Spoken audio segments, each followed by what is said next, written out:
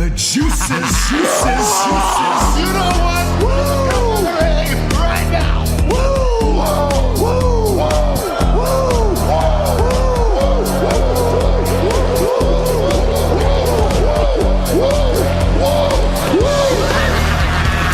Dr. Hughes invites followers. Oh, let's see if they increase now. Me too. Yeah. Wow. Dr. Hughes. Monkey smoke. He's a great podcaster. Tricky smoke. Acknowledge me. We coming for you, nigga. Fat! Yeah, Dr. Hughes, here we go. Keep plugging yourself, that's cool. First up, a man whose looks will serve your inner needs and desires. Dr. Hughes. Yes. Here we go, Dr. Huge. Keep plugging yourself. That's cool, right? Right, Brooklyn Brawler? Look at that. New background and everything for everybody, Sleaze. I'm doing this for the people. For the people! Mm-hmm. I heard years ago that the reason why news stations use like the slow-moving backgrounds and usually stick to like blue to light blue is to put you into a trance so you just accept all the information, huh? Look at us. We know stuff. Fucking smart. So smart. Yep. So expect more of that.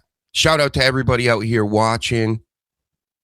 Paladin, right? You.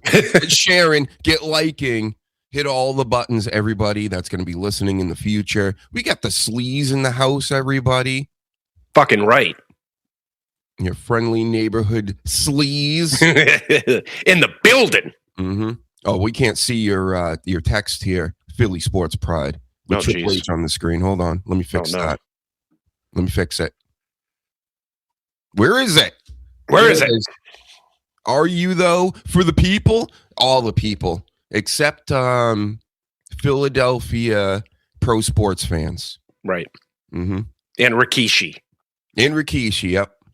And Maven. Sleaze is very anti-Rikishi. Are you anti-Raven, though? No, Maven. Yeah, not Raven. Maven. The guy that won Tough Enough, right? And fucking was in there for 5 minutes, all of a sudden is an expert. I thought you were saying Wes Craven. Wes Craven. No, we love him, too. Oh, he's great. Yep. But yeah, Maven, he's a hoe for the clicks. You know how I feel about these people. Like, of course, we're doing the similar thing and all this, and we want everybody to hit the buttons and we'll do a little promotion. But like these guys really promote. And it just made me think of a story I read this week. The whole Devon JR storyline that's going on out there. And if you haven't heard, Devon mentioned like a couple months ago at this point that a guy in a 10-gallon hat was like racist to him back in the day. And then finally JR spoke about this. He doesn't remember. Now Booker T had a moment on his podcast where he's like, I think JR was just drunk. And then Devon's basically saying the same thing. Like, we just think he was like, maybe he was just drunk and he can't remember. And when he did it, he was probably drunk. So there you go. So I don't know. What do you think about this, Sleaze? More and more, I'm so against these older wrestlers. And it's sad because they're like from our generation that are piping up and saying the dumbest, stupidest shit. Like Maven, fucking Rikishi just can't stop. Oh, and that's the thing. That's what made me think of it. So Maven gets involved in this, right? Has Devon Dudley on, and you can just see him sitting next to him. And I get wanting people on your show and having them say things that can get in the media and stuff like that. But if that's like your main goal and you're not there to entertain, you're there to like get headlines. And how they are these days, Sleaze. It's like shit headlines that everybody forgets within 15 minutes. Yeah. Where it's like clickbait stuff. So Maven wants there to be a sit down in front of everybody. Like it matters. But you know what? It matters to them because money. Yeah. They're looking for the clicks and the subscriptions and yep. It's tiring. It's getting tiring. Devon. I'm getting to hate X because it's got all this negative crap on it, either from the IWC or these old wrestlers that are just clickbaiting, and it's so tiring. Yep. X is pretty much dead. I mean, I think the internet's dead. And to be honest, like the whole thing, like ever hear the dead internet theory? Yeah, It's actually a thing where, bots are basically outnumber the humans. And we've seen it. We see it through social media, the bot farms and all the rest. Like, so everything's fake. That's why I get so pissy. And it's not because I'm angry that other people are doing well. It's not that. It's that I see people that in certain entertainment where I'm consuming it and now I'm bored with it because they don't have any talent. But they're there for what? You know what I mean? And it's like, it just fucks me up because then it's like, wow, these guys can't even entertain me like the guys back in the day or whatever. And this isn't like an old man thing. Everything was better in the 80s and 90s. I just remember it. It was better. Yeah. So in the 70s and the 60s, and everything was better before. True. The internet caters to all these fucking toxic, disgusting clickbait bullshit. And it's just, that's what gets fucking just tiring. And it's even in like, the country stuff, the politics and the fucking shit in Minnesota. And now like the big thing is the guy that got shot. You can't stop seeing every 5 minutes about this guy that got shot. Oh, yeah. Jesus. That took over today. Yeah. Look, Jess in the building. Sorry I couldn't join today, but wanted to pop in and say Tama Tonga, Tama Tonga. Tama Tonga. Of course. Yes. Tama Tonga's #1 fan out there. Yeah. I'm telling you, one of these days, he's going to be going to your meet and greets. I'm telling you, this show's blowing up on the interwebs all over the place. I've had a new strategy this week, Sleaze. Since I'm playing this Arc Raiders game all the time, which I love, I'm like Elon Musk in the game. I'm super rich. So I'm throwing around my fame. I'm letting everybody know the show exists. I'm picking up their noob asses with my little defib. Get it? Dr. Huge. In the game, and I'm saving everybody, and I'm like, and then I tell them to watch the show after, and they're all popping, except for one guy yesterday, Sleaze. I fucking save his life. He turns around and he kills me. Fucker. That's why I don't do those online things. Because I'll just throw my controller. Oh, yeah, it's rage-inducing, 100%. I'm not going to lie. Yes, it drives you crazy, but these games are so good, and then the player base ruins them through like over time.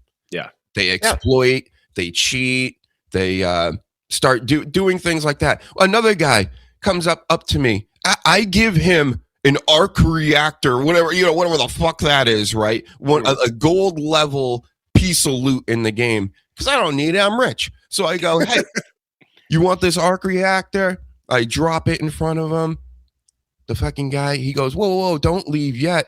I'm going to give you this. He starts dropping items that are lower than the one I gave him, but still, they're decent. And then I go to pick him up. He shoots me. Fucker. Can you believe this? Yep. That's why you can't be nice to anybody nowadays. All right? Learn this, kids. Don't be nice to anybody because they're going to fuck you. Yep. They call them rats. Yeah. Rats. They're rats and Arc Raiders. Anyway, more on that later. I'm sure everybody wants to hear all about it. Yep. But here's some wrestling news. So I found this funny. They've been doing the WWE tour thing over in Europe. And Drew McIntyre came out and the crowd's doing the Drew McIntyre shit that I can't stand. I hate that sing-songy European fan stuff. Oh, you having fun, right? Well, I mute it. And guess what? The WWE did too. They muted the crowd. Yeah, it gets too much. It gets to be too much where it takes over the show. I'm all about being there and having a good time. You want to sing along with the fucking song? I'm for that. But when they're dead set in the middle of a promo or they're in the middle of a match and they're doing the fucking, what was it? The Logan Paul's not allowed in Japan shit. And like, they go up above and beyond what's going on. And it's annoying as shit. Yep. That's not even the reason they were doing it, I don't think. I think the reason they were doing it is because Drew McIntyre is a bad guy. Yeah. So they want everybody still believing that Cody Rhodes. Where's Cody? Do I have you around here still? Where are you, Cody? I got this version of him. That's fine. The anime version I made. What do we want to talk about? Yeah. People in America obviously are tired of this shit. I've been tired of it for years, Sleaze. You know, I've been going online going, he looks like this fancy car salesman, and then comes out and acts super corporate. And how does anybody like this? This isn't somebody that you can go, yeah, I can see wanting to be like this guy when you're a young child. But as far as just being he's not cool, I don't know. The whole Cody Rhodes thing blows my mind that he's like the top guy in the business this whole time, because I think he's top of the mid card at best. Working wise, everything else. I mean, we've talked about this before as well, but yeah, it's more about the singing for me. The singing is terrible. You guys need to go to singing classes, Europe. Stink. Well, the crowd nowadays is so confused. They'll have somebody that they hate. When they come out, they want to sing the song. Seth Rollins, even Cody. And then as soon as they start wrestling or talking, they boo them. Mm-hmm. So it's the most bipolar fucking audience I've seen ever. Oh, Drew McIntyre. Oh, it sucks. It's terrible. Right? And isn't that from the Black Keys flag? It's one of those bands, right? Yeah. Horrible. That's why Cody needs to turn heel, because he needs to take everything that he is right now with the suits and all that stuff and exploit that. You know what I mean? He needs to come out and say, like, I wear suits because I'm better than you people. I'm this, I'm that. Like, I've been going back and watching old Cody stuff of him being a heel. Mm-hmm. Such a better heel than a fucking baby face. Yes. And they have... back in the day, it was like, oh, well, we don't want to turn Cena because of the fucking profit margin and all this shit. And it was a different era, and they were making less money at that time. I can see that. But they're making fucking merch sales on everybody now. So they shouldn't be so afraid to just turn him heel. I don't understand it. They're giving him little flashes of it here and there, which I think is better. But just turn him heel. Like, who gives a shit? They seem to wait too long on everything. Yeah. Because, again, we've known that Cody should change his character or do something. And then there's been rumors all of 2025 that, oh, yeah, he's going to be like this now. He's going to be more deadly. Oh, look, did you see what he did last week? He's, forcing John Cena to sign contracts unconscious and stuff.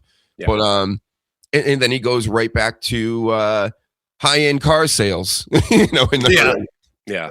And it's just like, no, come on, man. There's rumors of The Rock coming back at Mania, but those rumors are always going on. He's given so much money. He has so much money. What does he need more for just to show up at WrestleMania in underwear, especially when he looks like he's 60 pounds now? Yeah. Well, they're talking too that the Saudis are offering him like obnoxious money to come back. And then there's rumors now that Stone Cold is going to be a part of something coming up. So, and the whole thing is they want Stone Cold and The Rock in Saudi. And it's like, what is this, 1998? Yeah. Like, what are we doing? And they want Yokozuna versus the Ultimate Warrior. Yeah. Yeah. Right.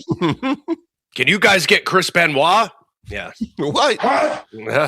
Chris Benoit. Don't ever mention him here. Remember, he said he was going to KILL us. Wow. I have to spell it like we're children on YouTube. YouTube TOS. Can we call him Chris Benoit? Yeah, sure. Okay. Christopher Benoit, maybe. Christopher Benoit. Yeah. I don't know what. Well, Chris Benoit, you ruined a lot, and you exposed the business, bro, like big time, I guess. Yeah. I don't know if that's the right definition, but So here's a story that just made me Seth Rollins laugh. Every time I looked up the news and what was happening, I kept finding the story of influencers, right? Well, they weren't calling these people influencers. They were calling them, they're all the same, right? So this one chick gets online and she's telling everybody went to a WWE tryout and we all got concussed. Yeah. Every single one. Yeah. Like several of us. And the funniest quote after that, too, she goes, several people got concussed. And she goes, and they told us more are coming. Like they're waiting for them to line up at the door to try out the WWE, and they're just dumping people on their heads and like potatoing them. Like within hours, like somebody in the office said, "Yeah, get her out of here." Yeah, like you're at a tryout and you're already talking shit, like idiot. We're all getting concussed. That's what it kind of like felt like. They're just like screaming, "Oh no!" And there's gonna be more. They're just bouncing them off ropes into a fucking chair. That's what they're doing at the tryouts now. Oh, yes. Fucking. Obviously, we don't want people getting concussions and stuff. We don't find that. I find it fun. This whole world is just funny, Sleaze. Like how, influencers. Those are your new, like I said, entertainers. Yeah. Right? And what are they good at? Nothing. Like literally nothing. Yeah. Living a life. I love when we can get beyond the fact that these people are just normal people and people are just enthralled like, well, I could do that too because Mr. Beast did it or I Show Speed did it. And it's, I didn't say back in the day like, oh, I could do it because Brad Pitt did it, who's a real star. I could do it because, Robert De Niro did it. That's what it is because you got these fucking guys that for some reason will get 1 million fucking subscribers and people go, well, I got a camera and I got lighting and I can do a green screen. Oh, it's gross. I'm so sick of that Speed kid. He's like a bazillionaire because he did backflips in his fucking room. Yeah. That's it. Right. And he parlayed it into what he's got. It just shows you how dumb the world is. Like people would never, like from our generations, it's not like we couldn't come up with something like that. It's just we can't comprehend how that is necessary for the world or anybody would even like it. Yeah. That's really it. So. Well, it was way more difficult back in the day to get into any kind of art or entertainment. You actually had to have talent. You know what I mean? And it was a struggle. Like back in the days, we listen to rap music. Back in the day, these guys are hawking out, cassette tapes out of their fucking trunk. Yep. Before there's none of that now. Like everybody's taste in entertainment is disgusting. Where it's like, just give me as much as possible. You know what I mean? And there's no distinguishing somebody's real talent as opposed to an I Show Speed. Like now it's like I Show Speed is on the same level as, somebody that just made $300 million at the box office. And that's just fucking, it's mind numbing. Mm-hmm. And then they show you clips of their like highlights of their career and he'll be doing like a fucking backflip in his room in his socks. Right. And you're like, just like, get me out of here. I've had enough of this place. You know what I mean? Just that kind of stuff was saved for like local access, which kids are like, what the fuck is local access? That was like amateur bullshit that you would see, at 2:00 on a Sunday afternoon on Channel 3. Bullshit. It wasn't getting viral. It wasn't like, shaking things up. It was just, okay, you wanted to do some stupid shit and you had this outlet. Now it's like you're a global phenomenon if you do backflips in your fucking basement in your underwear. And I get it. We're old and whatnot, but come on, guys. Even if you're younger, if you're 20 years old right now, that's stupid. Yeah. Right? This is stupid. Right. What are you going to do? Come up with something else? Like there are people online. I've been scrolling around TikToks lately. I'm trying to really understand what's going on in the world right now. And it's scary. Like there are people, they think they're artists and they're going far out of their way to just do weirder and weirder stuff. Yeah. Like I'll play the banjo behind my back while I eat cereal and, paint myself half green. And it's just like random ass shit. And then millions of views and all this stuff. And it's just like, huh? You guys stink. It's terrible. Like they're not offering really anything. It's mush. Yeah. But it's a lot of like, haha, that was funny, move on. Haha, that was funny, move on. That's what it is. It's that kind of bullshit. It's the phones, it's the low like attention span. It's all of it. Yep. The internet created all of this. You know what I mean? I think the internet has destroyed civilization as it used to be, where you just got people just fucking can't get off their phones. I'm so sick at the day job where I got some sort of authority there.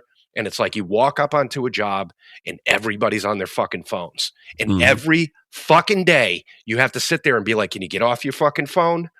Like you're getting paid right now to do a job. Get off your fucking phone. Oh God, I can't wait to get old and move up into the mountains and just forget about all this. Yep. How they snuck them into the schools and at work into everything. And now people they refuse to put them down, Unless you're watching this show, definitely if you're watching on a phone, then hit the like button, hit the subscribe, and keep doing it. Use it for this. We do long form entertainment, and a lot of people don't do this stuff anymore. Compared, again, nephews and things are just like, what are you doing? Just do 10-second clips of bullshit, and it will just get the views. The algorithm will pick it up, but it's nothing. And then it feels like I'm doing nothing, and then I don't want to do it. Right. And it's, I think to myself, even from the early days of us doing this, I like to think that we say some stuff that make people turn this off and go, let me think about that for a little bit. You know what I mean? And I like to believe that some of the things that we talk about, I personally will go and think about things for, holy shit, something you said or Jess says or Danny says, it'll make me sit there and think. We actually make you guys think. Holy shit, that's crazy. Yeah. I don't know. I think one of these days you should show up half green, playing a banjo behind your back, eating cereal with beer in it or something instead of milk. Yeah. That's what I should do. I believe if I was dumber, I'd be happier. Yep. While wearing diapers and what else? I don't know. It's again, it's one of those things. And then how do I top this? Yeah. Yeah. We don't have to top anything. We're good every single time. So we're so crotchety. It's just too bad. There are good things out there all the time. It's being completely drowned out by the bullshit. Yeah. Thank you. And what's sad is I think we'll be long dead before it changes and people realize wow, that was a huge waste of time, all these fucking people. Well, to get very deep and philosophical with everybody once again, this is, we're going into idiocracy. Everybody's getting dumber. The technology is getting better. Technology, yes. Mm-hmm. That's how we say it now, I think. I'm supposed to, listen, this is how crazy it's gotten for me, how the world's changed so quickly. I feel like I'm dumbing myself down in so many different ways. Even writing wise. Have you seen these people, the way they write tweets and write all this stuff?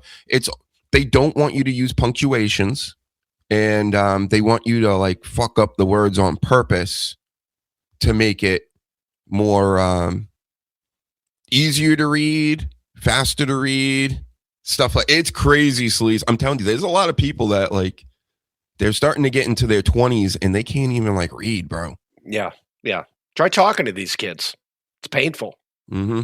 It's so painful. And one of my biggest disappointments is when I was a kid, I knew about what happened in the 70s, especially for music and movies, things like that. I pride myself on being a big history guy.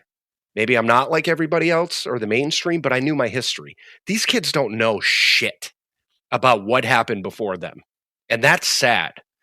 You know what I mean? They're pushing everything aside and they're just saying, yep, it's just all about me right here, right now. And not even giving a shit about the future either. Everything's in the moment. And there's no, you ask them a question about something, that, have you ever seen E.T., which is one of the greatest fucking movies ever made? And they're like, what's that? Seriously? It's so bad. E.T., yeah, well, entertainment wise, it's completely off the rails. There's just too much. There's too much of everything, like you said before. like this wrestling stuff. So this is the first week, I think, maybe in years and years and years, where I didn't watch one episode. I didn't even check in to watch Raw, NXT, AEW, TNA, the second week of TNA. I mean, the first week was just so, it was like how I felt when I watched AEW, but AEW at least had even more production value than that TNA show. And then you got SmackDown last night, and I'm just like, I don't need to watch any of this shit anymore. I got the highlights, I got the news stories, and I can catch up when I want. Oh, and by the way, I don't have to pay for anything. You know, I don't have to. I could. Like, I still have Netflix, and mainly for Raw, but lately I haven't even been watching Raws. Like, Gunther and AJ Styles is doing nothing for me. How about you? No. Even the match where he tapped his ass or whatever I don't care. It's been done. It's been done a million times. And it made me so think about that. I started watching that Unreal show again. And I'm like, Jesus Christ. They're just recycling shit that's been done a million times. Like, I don't know if it's like, I don't know who to get rid of or what to do, but something's got to change in that creative. And it's across everything. TNA, AEW, they're just rehashing shit that's been done. And that's what's pulling me out of it, to be honest, is that I've seen it all. I've been watching this shit for 40 fucking years. You know, and there were differences back in the day, like when the Attitude Era came out or NWO came out. Wow, those were new ideas. And they started, you know, going from the cartoon kid shit to the fucking serious stuff. That was a change. They started doing different things. And it's just, you know, once Vince, you know, bought WCW and, you know, took in ECW, they started redoing the same shit, and they're doing it like to death. There's really no innovation. The days of like Hell in a Cell, Elimination Chamber, all that stuff just like kind of popping up out of nowhere is like, that's done for. Like, they don't give a fuck. Like, what we got? War Games, right? And that kind of has taken over for the Survivor Series match. So that's one of the recent ones. But again, that's another rehashed idea from back in the day, which is fine if you need to do that, but pull from something, you know, 40, 50 years ago. You don't have to keep doing the same stuff that you're doing from 5 years ago. Yeah. It's just, there's no innovation. You know what I mean? Like, I'm sitting there watching the show and I'm remembering the first season where they have this, you know, writers meeting and stuff like that. And somebody will come up with something. And then Triple H will be like, yep, okay, that sounds good. And it's like, dude, I saw this 5 years ago. Mm-hmm. You know, there's no pushback. There's nothing saying like, aren't you guys bored of doing the same shit? Like, let's really sit here because I'm paying you guys a ton of money. Let's sit here and think of something that nobody else has seen. Yep. Nope. Let's bring out Hell in a Cell again. Let's do Elimination Chamber. You know, instead of Survivor Series, let's put 2 rings because Dusty came up with this fucking idea freaking 30 years ago. You know, it's gross. I would so love to be in that writer's room because I wouldn't try to keep a job, right? I think that's the wrong way to approach, you know, anything like this. Listen, if they're going to get rid of you because do you want to be a yes man and just say whatever for a paycheck? Okay, well, you could do that. But I would go in there. And again, if like Bruce Pritchard or whatever, you know, hear that story, how he wanted Pat McAfee to go over and Gunther. Yeah. I would have literally been like, bro, that's fucking stupid. Yeah. You know? Yeah. And I would be in my hot rod shit. And they would be in their little suits and all this. And I'd just be like, what are you thinking? Like, really? You want Pat McAfee? And of course, a guy did actually stand up to him for that in the room and was like, he's like, what are we going to do with Gunther afterwards then? And Triple H like, yeah, we're going to, really put him over for a long time and to get his whole in. And the kid's like, yeah, then he's going to be trying to get himself over again as this big, powerful guy while 10 feet away, you got the guy that beat him on the microphone. Yeah. This guy right here. Ridiculous. Did you hear the news? Triple H said most people consider Pat McAfee the face of the WWE. Thoughts? That's a problem. If you have that mindset, that's a problem. You know what I mean? And like, I could go on for fucking hours about this because I've really been thinking about lately because I was a very diehard Jim Cornette listener. Okay. And I'm not going to shit on Cornette or anything like that. I'm just going to tell you my honest opinion. Like, dudes like him that are so stuck in the fucking past, right? That's the fucking problem. Where they're taking, I'm a big proponent for, okay, there is a history of wrestling, there's an art of wrestling, there's a way of doing things. Yes, there is a backbone to what they do.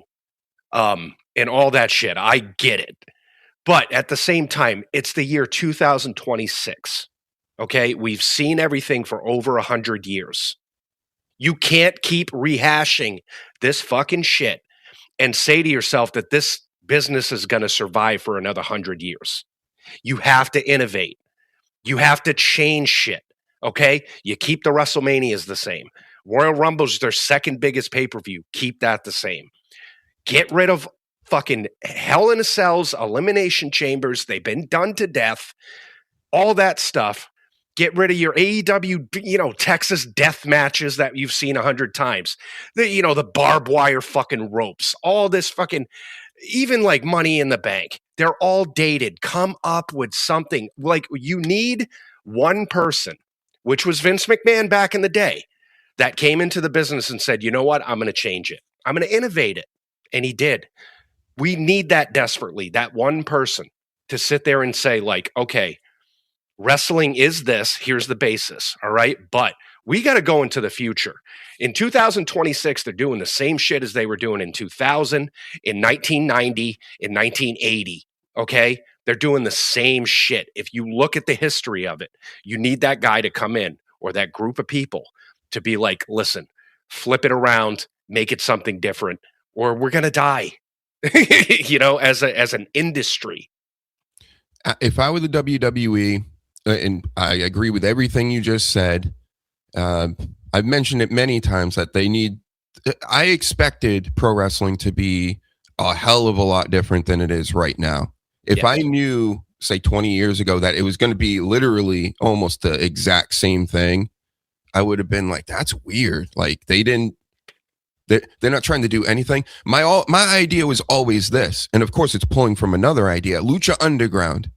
You mean to tell me with all of the WWE shows that they do, individual shows, they can't do one Lucha Underground where it looks like a movie, it plays out like a Netflix show? I mean, you're on Netflix, and then you have the matches in certain spots, 2 or 3, you don't even have to go crazy with it. It could be an hour show with one match where the whole thing is done up like one big, instead of doing promos backstage, right? You actually have some real stories, and you don't have to get crazy superhero like or whatever. You just stay in character like a reality show. You could still even tour with this show, and you cut half the show during the day or whenever that you're in these areas, and then you put on the match wherever you're putting it on. You can even do it live. I think that is like the next level to going into the future of like what you could do for changing up wrestling, making it, more watchable. Because now, especially with everybody on the phones, like, you hear that story about Ben Affleck and Matt Damon, that new movie, The Rip, they got on Netflix, and how they said that Netflix has a thing where they want everybody to repeat themselves in the lines because they know people are on their phones. So they're dumbing down the movies on purpose in the shows, because they're like, well, you're not really watching anyway, so we're going to continue to say the same shit over and over. And I've noticed, because past 10 years or so, if I do watch any shows or movies, I fast forward through most of them, because I'm pretty good at the story stuff, as far as I've taken in a lot of it through the years. So I know when to fast forward things, like, here comes the moral of the story. Oh, the guy's about to talk with his wife or whatever. I don't need, there are key things where I'm like, I know this really isn't about the plot. It's more about the emotional touch of everything. So I'll fast forward through this shit, and That's the reason why. They've made it so it's repetitive horse shit, and wrestling needs to get away from that. And could you imagine if they were one of the shows or promotions that could do that? I think it would blow up. Yeah. Going back to the whole thing you were saying about like the Lucha Underground and shit, I'm all about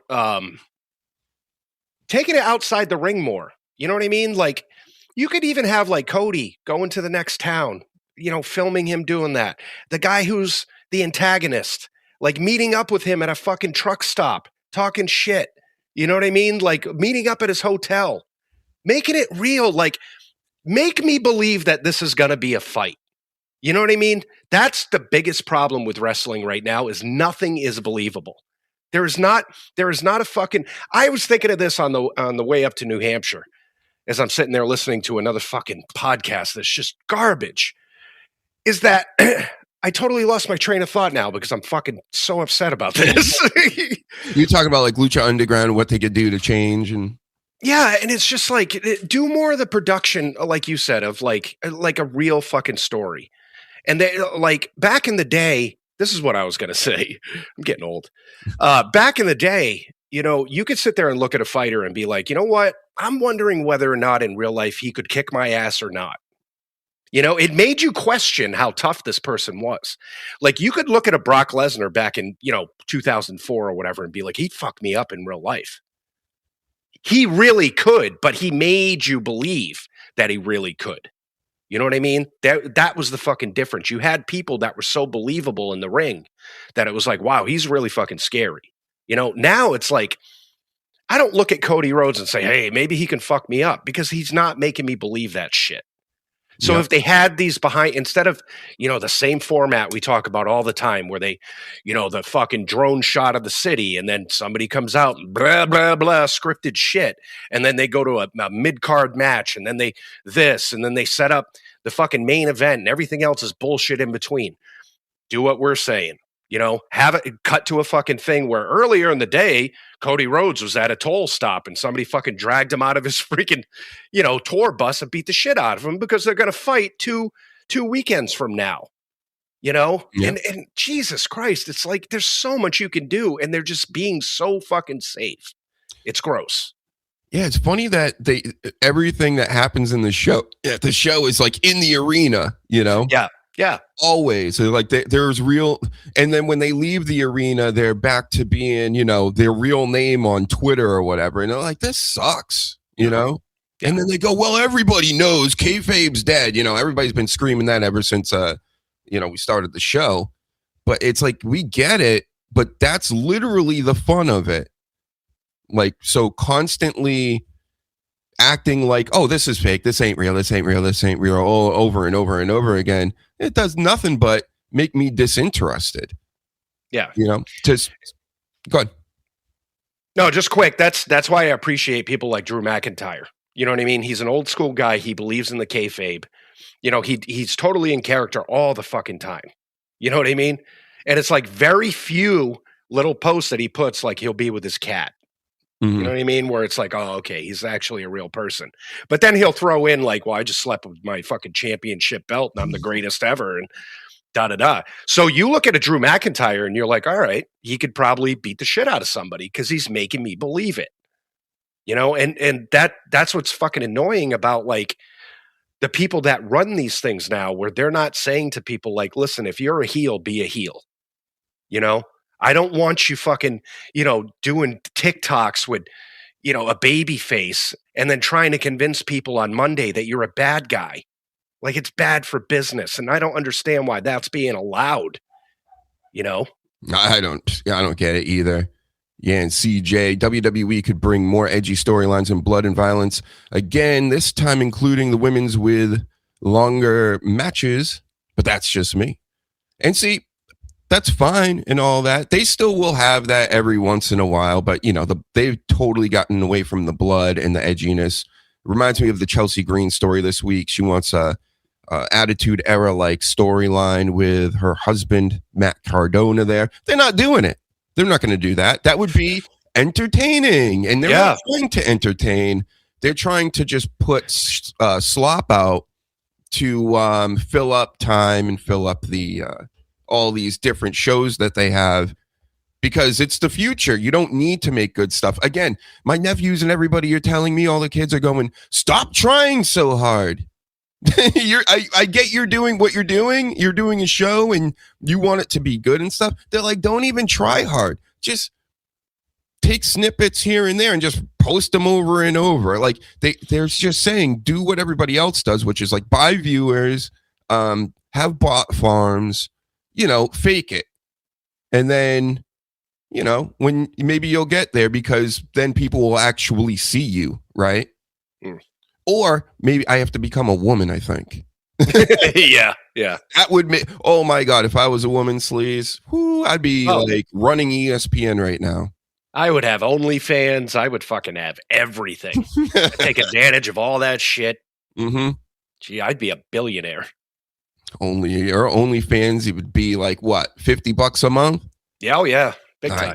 Nice. Yeah. That's a funny thing about that too. I always hear that story where chicks are like, I'm just gonna do OnlyFans then, and then they go on there and they're like making like $10 a month. They're like, oh shit. Like, yeah, the market is flooded, lady. Yeah, everybody's got a fucking OnlyFans. Even Paladin out here. Yeah, Paladin's is blowing up. His is like $150 a month. Mm-hmm. Shows butthole and everything, I heard. YouTube TOS. Doxed. Coach, that's why we need Vince back. Do we need Vince back? No. But you need somebody like Vince that's going to come in and shake it up. Mm-hmm.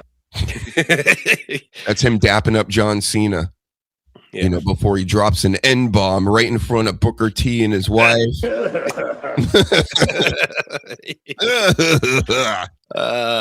up, nigga? Oh, he says that. What's up, HVAC? Shout out to you, bro. Listen, HVAC. I know you're a big MLC guy. Our leader, Kevin Brennan. I'm all into MLC and stuff like that. But the year has really started off stale to me. Quick little Dabbleverse moment.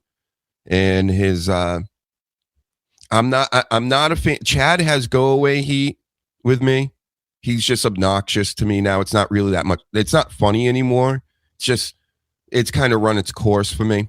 And then that Scarlet chick is totally like, I won't watch a second. She's giving me the Melton go away heat as well. Like when Melton would come on MLC, I would literally just go, I'm doing something else. I'll watch something else. I do that with Scarlet because I don't care. I just don't. I've known a lot of like chicks like that in my life, like growing up, and I'm good. So I'm not going to be entertained by that. And then who else? I love you, CWC. Clearwater Chad. He's a boy of mine in the Dabbleverse. He's come on the show and everything. But bro, you are so boring on these shows. Not on my show. You were good on my show. You brought it. But every other show, like they say, you're like laying on the table in front of the camera like a fucking bored kid at class, and you don't say a word. And then who else can I shit on, HVAC, from MLC? Who else makes it boring? Karmic, you make it boring. I'm sorry. I get other people may find your antics and your nuttiness funny and entertaining. I do not. I think you're another weirdo that I've known my whole life. I've known a lot of these weirdos. Sleaze being one of them, right? Yes. He could be much weirder than you, Karmic. So you should see me in real life. No, but that's really what it is. Again, I'm not seeing the talent with a lot of this stuff. I like funny things. I like funny people, of course, and of course, I like whack packers. Like they're kind of like wacky people, so they're like more of the whack pack type, but I can't do it on a show where everybody's just kind of like talking all the time and it's not being guided by like a Howard Stern or somebody that's like guiding it into being funny, right? You know what I'm saying, Sleaze? No, and it's making my brain just turn, because what I find with a lot of these people too is, okay, you got one or two people that are talented and they know the timing, they know the production value, they know how to be funny. You got that. But what I'm getting sick of is these podcasts and these shows and all, whatever you want to call them nowadays, streams. They say, well, I got a buddy that I think is funny, right? And then the buddy comes on, they're fucking terrible. But they continue to have him on because they're buddies. You know what I mean? They can't just make a business choice and say, listen, in the chat, everybody hates him. I'm noticing he's fucking boring. You know what I mean? As the producer or writer or creator of a show, let's get rid of him. But nope, they'll keep him on. And I'm not shitting on this person, okay? I don't know if you've ever heard of the Stephanie McMahon podcast. Yeah. But the girl that she has on is so uninteresting and so boring. I don't understand why she's there. And she's a co-host? Yes. You don't even know because she's so bad. But like, she's very monotone. She just sits there. She barely says anything. She'll chime in with something that's very, serving to the guest or serving to Stephanie. And it's just, why are you there?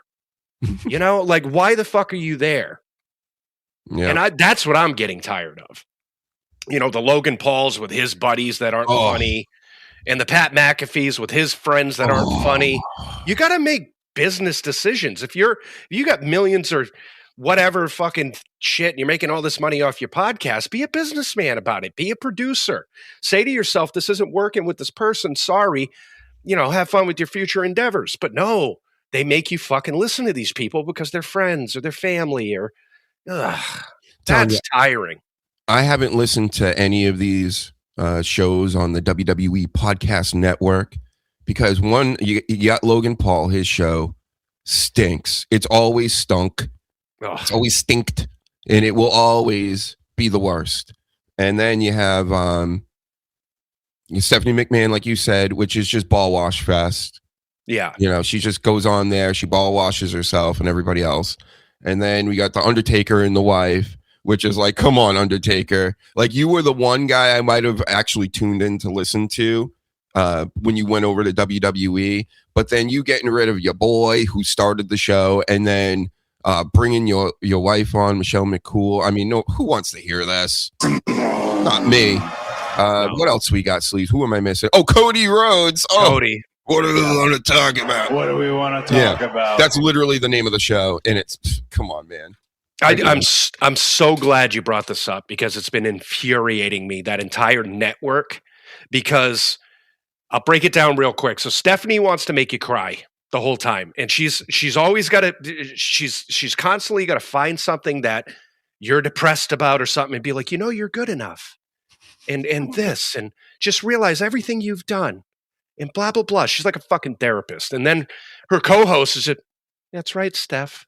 That's right. That's right. So boring. Cody Rhodes is just, he has a guest on, right, to bait them into talking about him. That's what he does. And he just said it on his show with The Undertaker. He's like, I'm not one that, wants to talk about my dad every podcast. You talk about your dad every podcast.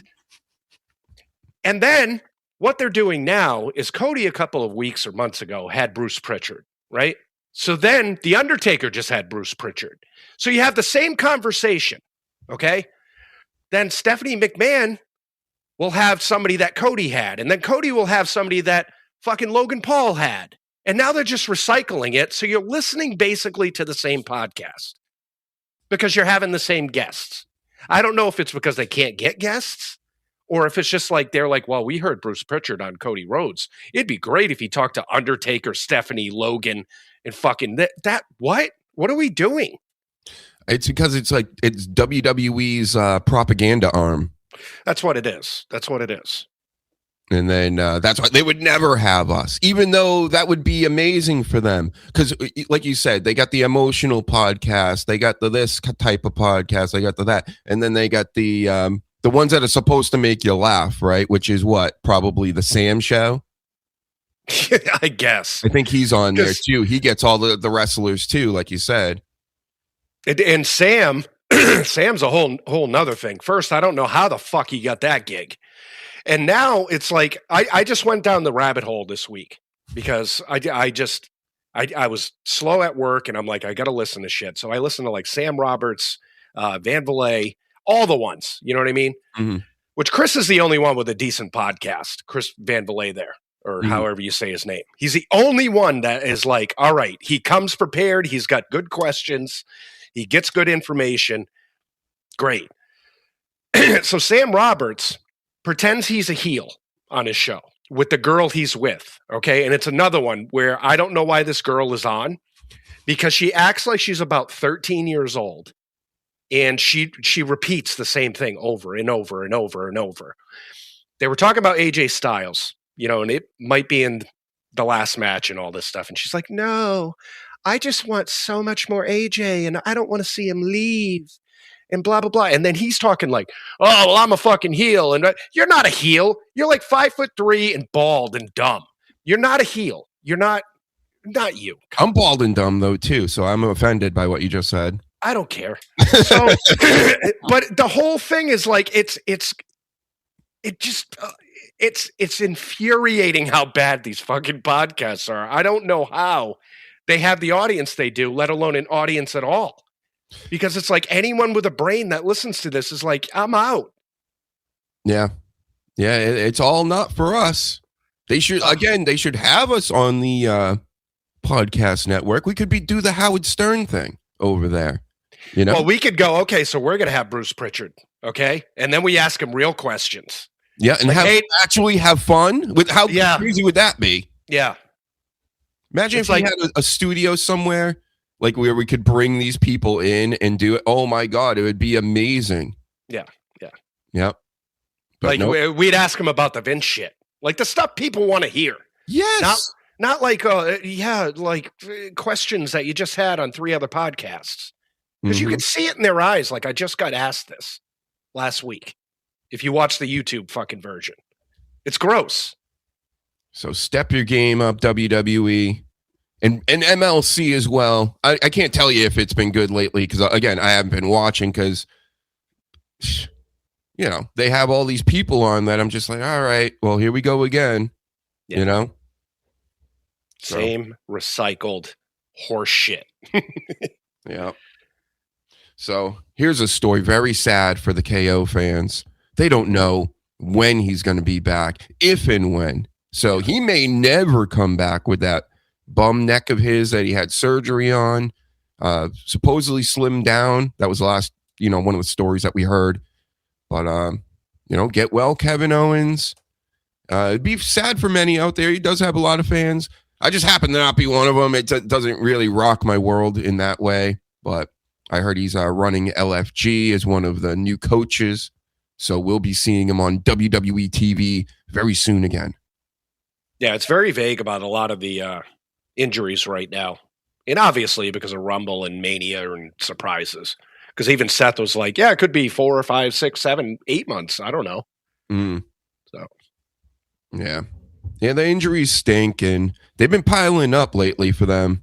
I don't know what the reason could be. I mean, I thought they were all like super pros. They're doing less days. But we mentioned this before. Less days actually means probably more injuries because your body gets calloused and used to taking bumps over time. This is what I've heard. I'm not saying I've been in rings and taken bumps, but even Shawn Michaels, I remember years and years ago talking about how when he would even just have like 5 days off or whatever, and he'd come back, he'd be like, if you just take more than 3 days off without taking a bump, he's like, it hurts the next one you take. He's like and it sucks that match and just getting your body used to the mat again. So, well, there's a couple of wrestlers that have actually commented on that recently, like Bailey, Cody, saying like they miss the live shows because of the reps. And I believe it's really affecting the in-ring product because you don't have those reps. Like him and Undertaker were talking about it. It was one of the only interesting parts of that, where it's like, back in the day, they would work, 5 days a week because you'd go to Raw, then you'd have like 2 house shows, maybe a day off, go to SmackDown, do a live show on the weekend. Like Taker was even saying not to get back into that grind, but there is a need for live shows because that's where you planned out matches. Like young kids don't understand this nowadays, where if they had an idea, let's say of Undertaker and Kane, right? If you want to see if they have chemistry and shit, you would do that stuff at live shows. See how the crowd reacts, see how your chemistry was, see if, you try to move and it worked or it didn't work. They're not doing that now. They're sitting there going on Raw, after having fucking 6 days off, basically, and not working with the person they're going to be in a program with. And you can see that. it's really affecting the product. Could you imagine the AEW wrestlers? Like Britt Baker hasn't been there in like a year and a half, and Keith Lee's on the couch, and everybody like they got so many wrestlers under contract that aren't doing anything or haven't done things for months, and then they just come right back, and it's like, wow. Yep. Everybody get well again. You know, Yeah, Javon Evans, not good. he got his bell rung supposedly. So it was first thought to be an injury, but quick match. I think that was like last week's SmackDown. Yep. So, but he's great, and I'll keep going back to this. Like, he is phenomenal. He's going to be money in the future, but God, he's got to gain some weight. Like, it's just he's really, really light. We got the fuck. Oh yeah, AJ putting his title on the line. We kind of spoke on that, but it's just not interesting to me.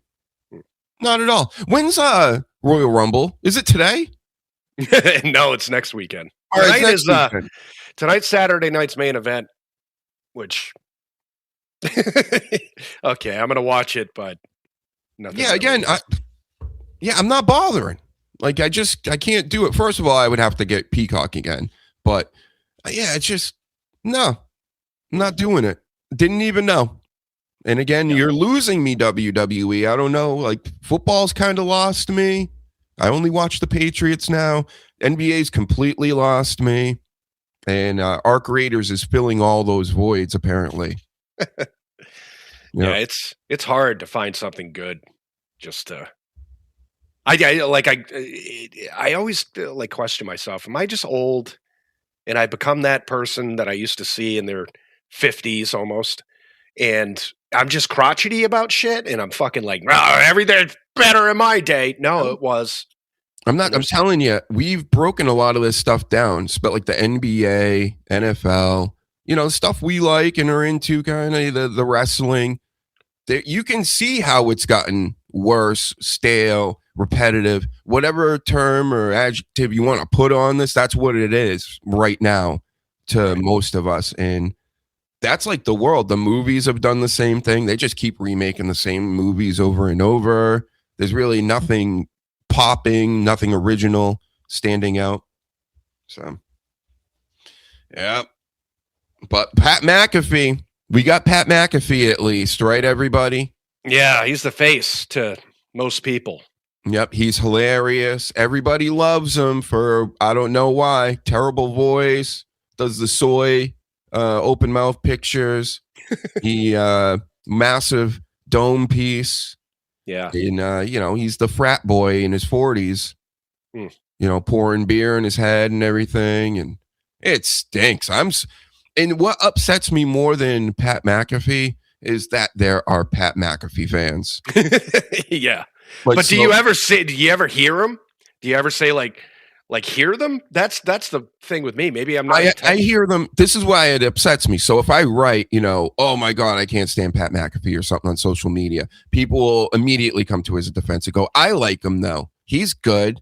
Or even I've done it on the show, and then in the chat, it's all like, oh, he's okay. He's pretty good. I watch his show all the time. It's like, well, fuck off then. Yeah. Because I don't like him. You know what it is? You know what it is? This world is filled with fucking dweebs. That's what it is. They were like, yeah, he's the coolest. You're not cool. Fuck. You're terrible. You're not cool. Like, there's no cool left in this world. It's fucking dorks. To me, he's just another influencer. I don't see a difference between him and iShowSpeed. Right. If we didn't have the show, I wouldn't know who any of these fucks were. Mm-hmm. Like, none of them. Kai Cenat. I've learned all these names in the past year or two. Kai Snot?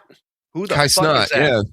Yep. He's just learning how to read now and stuff, Sleaze, which good for him. He's trying, but you know, he's already a trillionaire and he's like, now I think I'll learn how to read. You know, it's like, you know, this is what I'm saying, Sleaze. Like, everything's ass backwards in this world, I think. We've gotten dumber. Yes. Like, our technology has surpassed so many things, and it's impressive and all this shit. But as a society, we have gotten dumber instead of smarter with all this technology. Have you heard the rumor that Vince might be coming back to the WWE to go into the Hall of Fame? Yeah, which I wouldn't mind. He deserves it. He created this shit. Yep. Anybody at this point, fuck off about Vince. You know what I mean? Like, the lawsuits didn't stick. Whatever the fuck. He's 80 years old. Let him. Well, technically, I think he's still in a court battle with the woman there. Yeah, but the shit taker. Yeah. You got the Undertaker and the shit taker. It's the shits.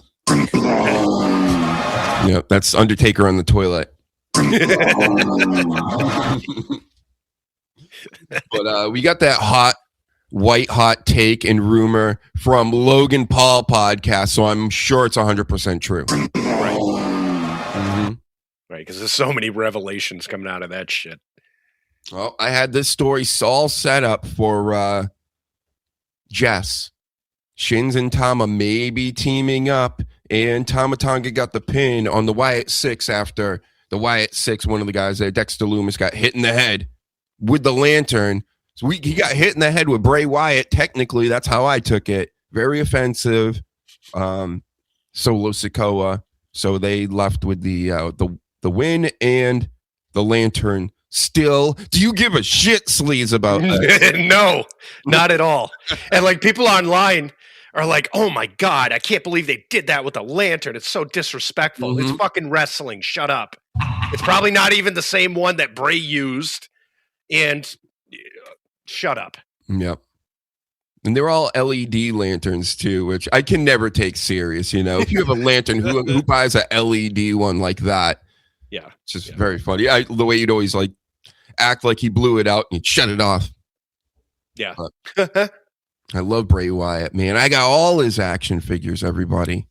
Me too, but don't say it's like disrespectful because they did an angle with a faction that is pretty much there because of you.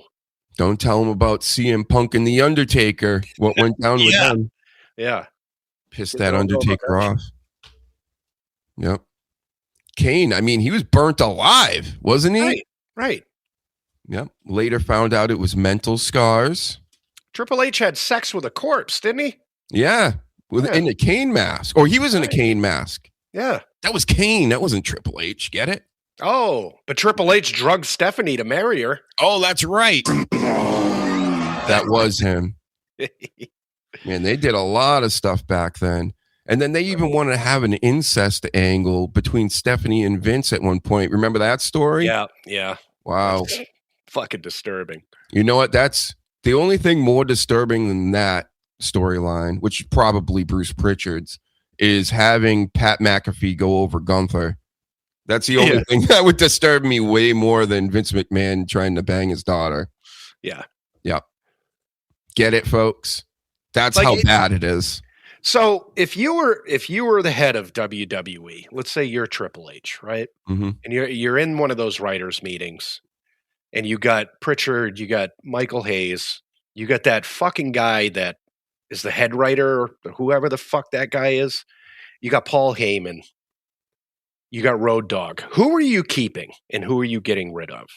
Well, I heard Road Dogg, just a clip recently of talking about an angle or doing this and that. And I'm sure, you know, not everybody may not be 100% every day or whatever with all this stuff.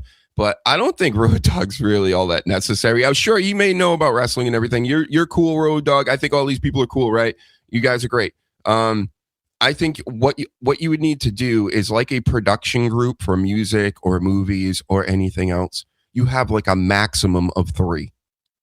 Yeah.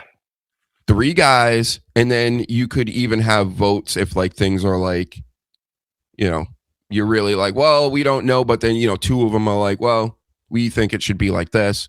So you do it something like that, like having a little production type group where they all know what's happening.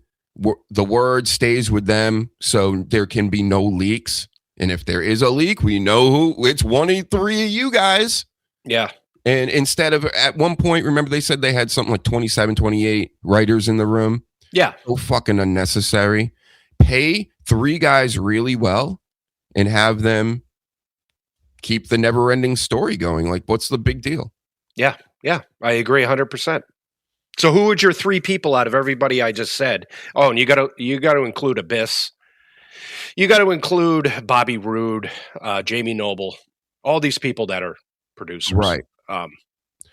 My guess is I don't know who's doing what as far as the matches all the time, but I definitely would keep Pritchard, as crazy as that sounds, as much as I've just been shitting on him, because he is the old guard and you need that there. Right. And I think everything else, yeah. So at least as long as you got people that are from certain eras, I think that would work best. Yeah. Yeah, I agree. I agree 100%. Mm-hmm.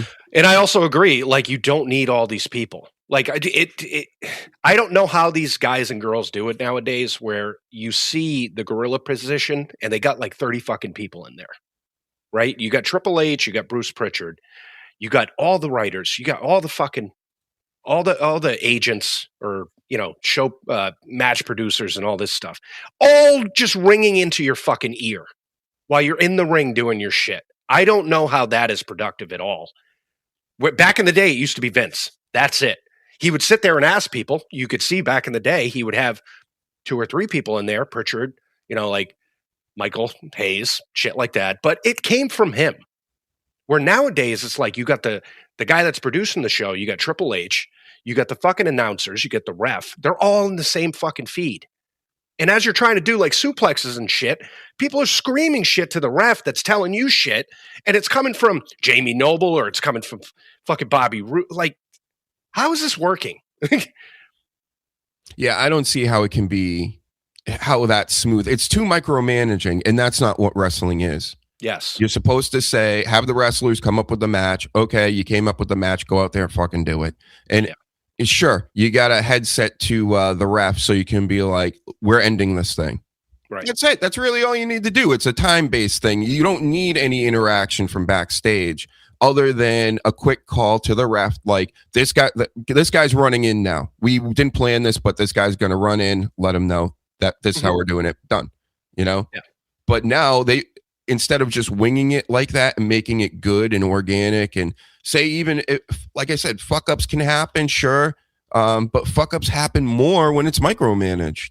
Yeah. And I'm even seeing some clips of SmackDown last night. And again, especially with the women, it is so apparent.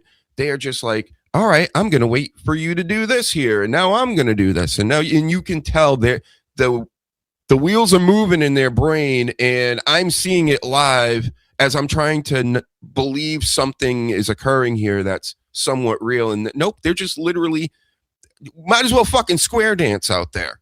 Yeah. You know? And like, you'll see clips on Unreal of Triple H, like, literally telling them every fucking step of the way. They'll be like, all right, so it's CM Punk and somebody else. He'll be like, all right, so tell Punk to go in the corner. All right. And then tell the guy to punch him. And then tell him, and right after that, like, sell it. And then go to the middle of the ring and then hold it for a little bit. And I'd be like, shut the fuck up while I'm wrestling. Shut up. Like, you pay me to be a wrestler. I don't need you to tell me exactly what I should be doing. You hired me because of whatever talents I have, for the mic, for the fucking, you know, the look, and let me do it. Let me fucking do it. Instead of telling me, all right, well, walk down and stop. Stop there. Stop. Okay, go.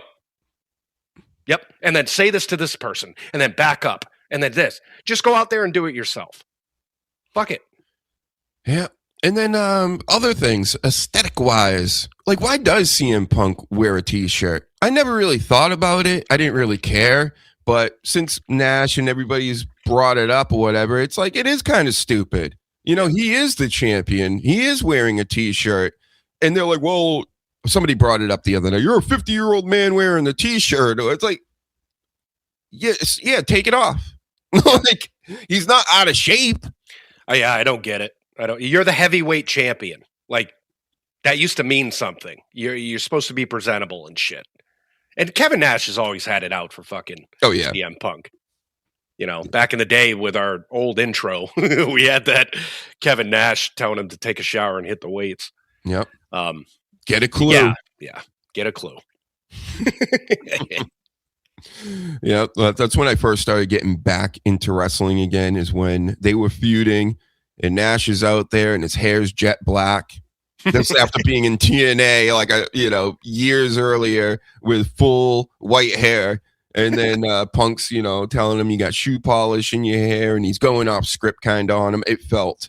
But I think hearing from Nash, he was like, yeah, they wrote all that stuff in. I knew a lot of that stuff was coming because, they just kept letting him get over on me, and he was all pissy about it, which, I get it. I mean, you feel like you could squash him with your bare hands, so. Yeah. Yeah. I would like for them to bring in somebody and have a character that's like, that just calls out everybody's bullshit. Like calls out the TikToks, the backstage like shit, like, oh, you're such a fucking heel, but you go on TikTok and you do dances with fucking Nia Jax. You know what I mean? Like a character that just calls out all the fucking bullshit. That's like what pops now. Yeah, yeah. And it's just, like a new version of Stone Cold, but that just calls out like just realistic. Fuck. Yep. Remember the last time we got something like that, I feel, was Tiffany Stratton and Charlotte. Yeah, yeah. And look at what it did. It turned Charlotte into a super over babyface. Right. They stuck her with Alexa Bliss and it actually worked. And then Tiffany Stratton wrestled Jade Cargill and we've never seen her ever again, right? Yeah. Something like that. Yeah. The real life stuff always sells. And I don't know why they don't go into that. Like the whole Chelsea and Matt Cardona thing. Like they can play the most annoying characters ever. Why not go with that? You know what I mean? Like, why not? It's money to me. Apparently not to Trips, but. Yeah, they're McDonald's. They're stamping those little fake hamburgers out and they're going to make them smaller every single year to get that money up on their side. It's very corporate. Yeah. Yep. And then I saw something with that match that had Seth and Becky versus Punk and AJ. And Seth said something like, yeah, nobody liked that match. No, they did. I think he was wrong because Becky even said, like, everybody loved that match. But it was sort of realistic shit going on. You know what I mean? Where it was like they were attacking each other personally, all four of them, And that's what made that match good. The buildup was great because you had that real animosity and stuff. They lack that overall. 100%. And it feels like throughout time, they really wanted to cool it down when it's like, no. You don't want to cool this down calm Seth Rollins down. You want him freaking out all the time about this. Yeah. Yeah. At least I would. I'd be like, bro, you're under contract. I wouldn't do anything stupid, obviously. But hey, you want to go off script. You want to break down these fourth walls and things for the people and whatnot. Have at it. We're paying you both millions and millions of dollars to do this, and it will make us even richer, just by you guys hating each other. So cool. Yeah. That's how we got the Dabbleverse. That's how you get anything worth a shit, is there's some sort of conflict going on. People gravitate towards that. That's why I'm saying, Sleaze, who do we need to fight with? Let's find some people to fight with. Yeah. Yeah. No shit. And it's like, it's weird because, we were alive during the whole promo where Vince came out after the Brett thing and all this stuff and said, hey, we're not going to, insult your intelligence. This is scripted basically. And da-da-da. So now fast forward to 2025 when they started this Unreal show is they'll say like, well, we're not, you guys know it's scripted. Okay. So we're going to have this behind the scenes show. Right. But that show should be playing into what we're seeing on the program. You know what I mean? Where it's like, if you're going to have like the R-Truth section where they had the whole explanation, his release, and it was a release and it wasn't. And that was a good portion of it. Play that shit out in the ring. If somebody's got a grief with a producer or something like that, or, whatever the fuck behind on Unreal, bring it to fucking Raw. Like, make it more realistic. Because that's where you're insulting our intelligence. Okay. That's where you're fucking doing it. Cause you can't sit there and say like, just for an example, like Drew McIntyre's this huge heel, but then he's like backstage, like giving Io Sky a fucking hug and playing patty cake with her. Now you're insulting my fucking intelligence. Yep. And then these people get to play their real selves out in social media, in the world and everything. And then when they stick up for, say, what's his name? The guy there that hurt his neck and hurt Big E's neck and all that and left. And, they want to donate to him, or they're calling out WWE for firing R-Truth at the time or whatever. Because it's still a firing to me. I mean, that's what that was, bro. Don't get it fucked up. I mean, they can play the word games and stuff over at WWE, but what Triple H was trying to say, well, technically, it's like they were trying to hold him like over a barrel or something for his contract so they could lowball him probably and be like, well, we could just release you, but you want $20,000 a year or something, it's like something crazy. And the fans spoke up, and then the WWE, I mean, they leaned into it a little bit for like the first show, like, I'm back and it's because of you.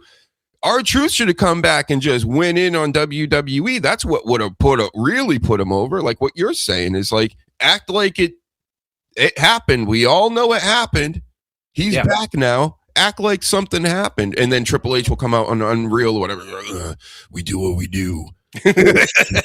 we was never actually fired. Technically, we had him on the contract and we were just fucking around with him and playing games to get that contract down to 2 cents.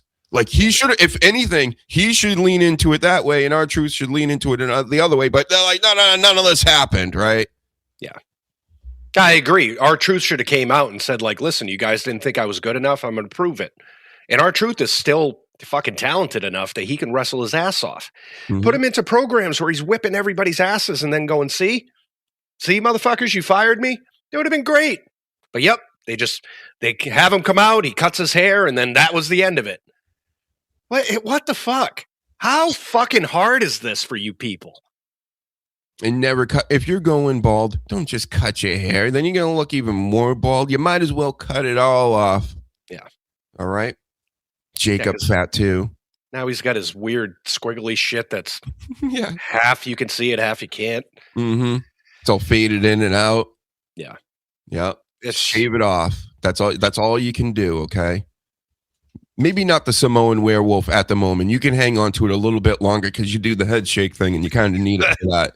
Yeah. But did you see him fucking repping his sets the other night? Yeah.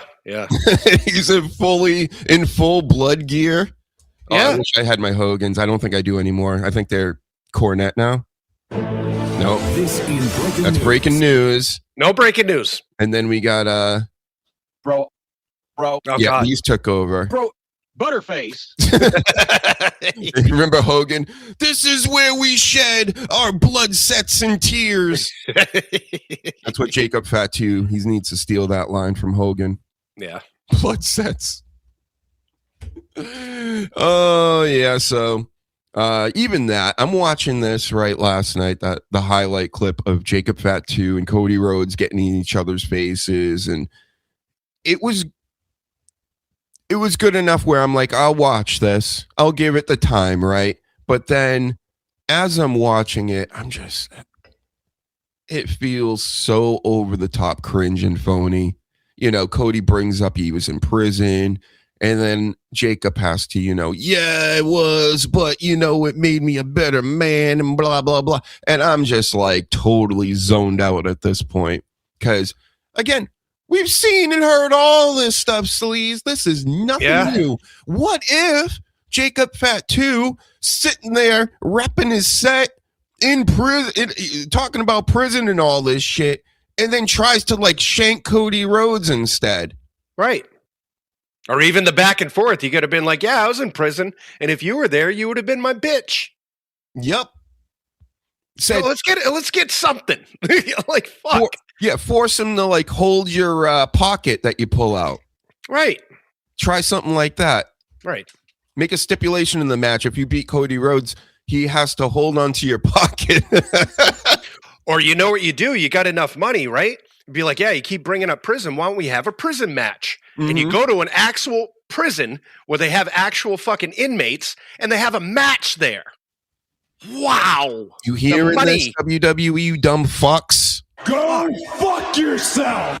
Instead, you're going to put them in a room together backstage that you know is lit up like this real quickly, and a couple curtains everywhere, and you're going to act like you're in a fancy special real like, what, you're still in the arena, we all know it. You don't do shit anywhere else, so come on, just do something. Could you imagine a pay-per-view? It's just one match, it's their match, right? And like, okay, so you come up with stipulations for the prison match, but it could cover a whole pay-per-view, right? It's just one match, and you literally go to like a fucking high security prison, right? And you have inmates, like real inmates, and you have a match there. Maybe right in the yard or where they eat. Fucking great. Yep. And you could say it was real prisoners, and even just make-believe, put your wrestlers in there, your security guards and stuff, right? Right. But yeah, I mean, come on, man. Listen, if they could just give us the reins for a little while. I understand some of these ideas seem big. WWE, look at the stages they're making. Like, this would cost a fraction of that. Just that stage is the set that you would have in even a makeshift jail. They could make their own jail and say it's a certain prison, but they won't even do that.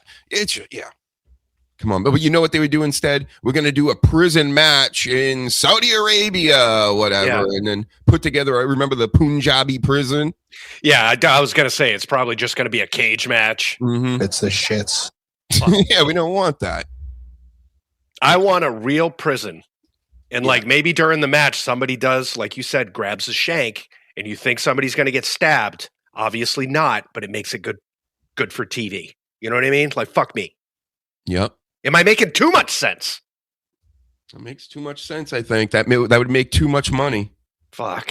Because honestly, if they had like a Saturday night main event like tonight, and I knew that there was a prison match going down and they were going to go to a facility somewhere else and fill it up, they could even just fill it up with fans there and tape it. Do whatever. Yeah. It wouldn't even have to be live, but they could make it live. Yeah. You have the guys arrive in a prison bus and get off. You can even have the pyro.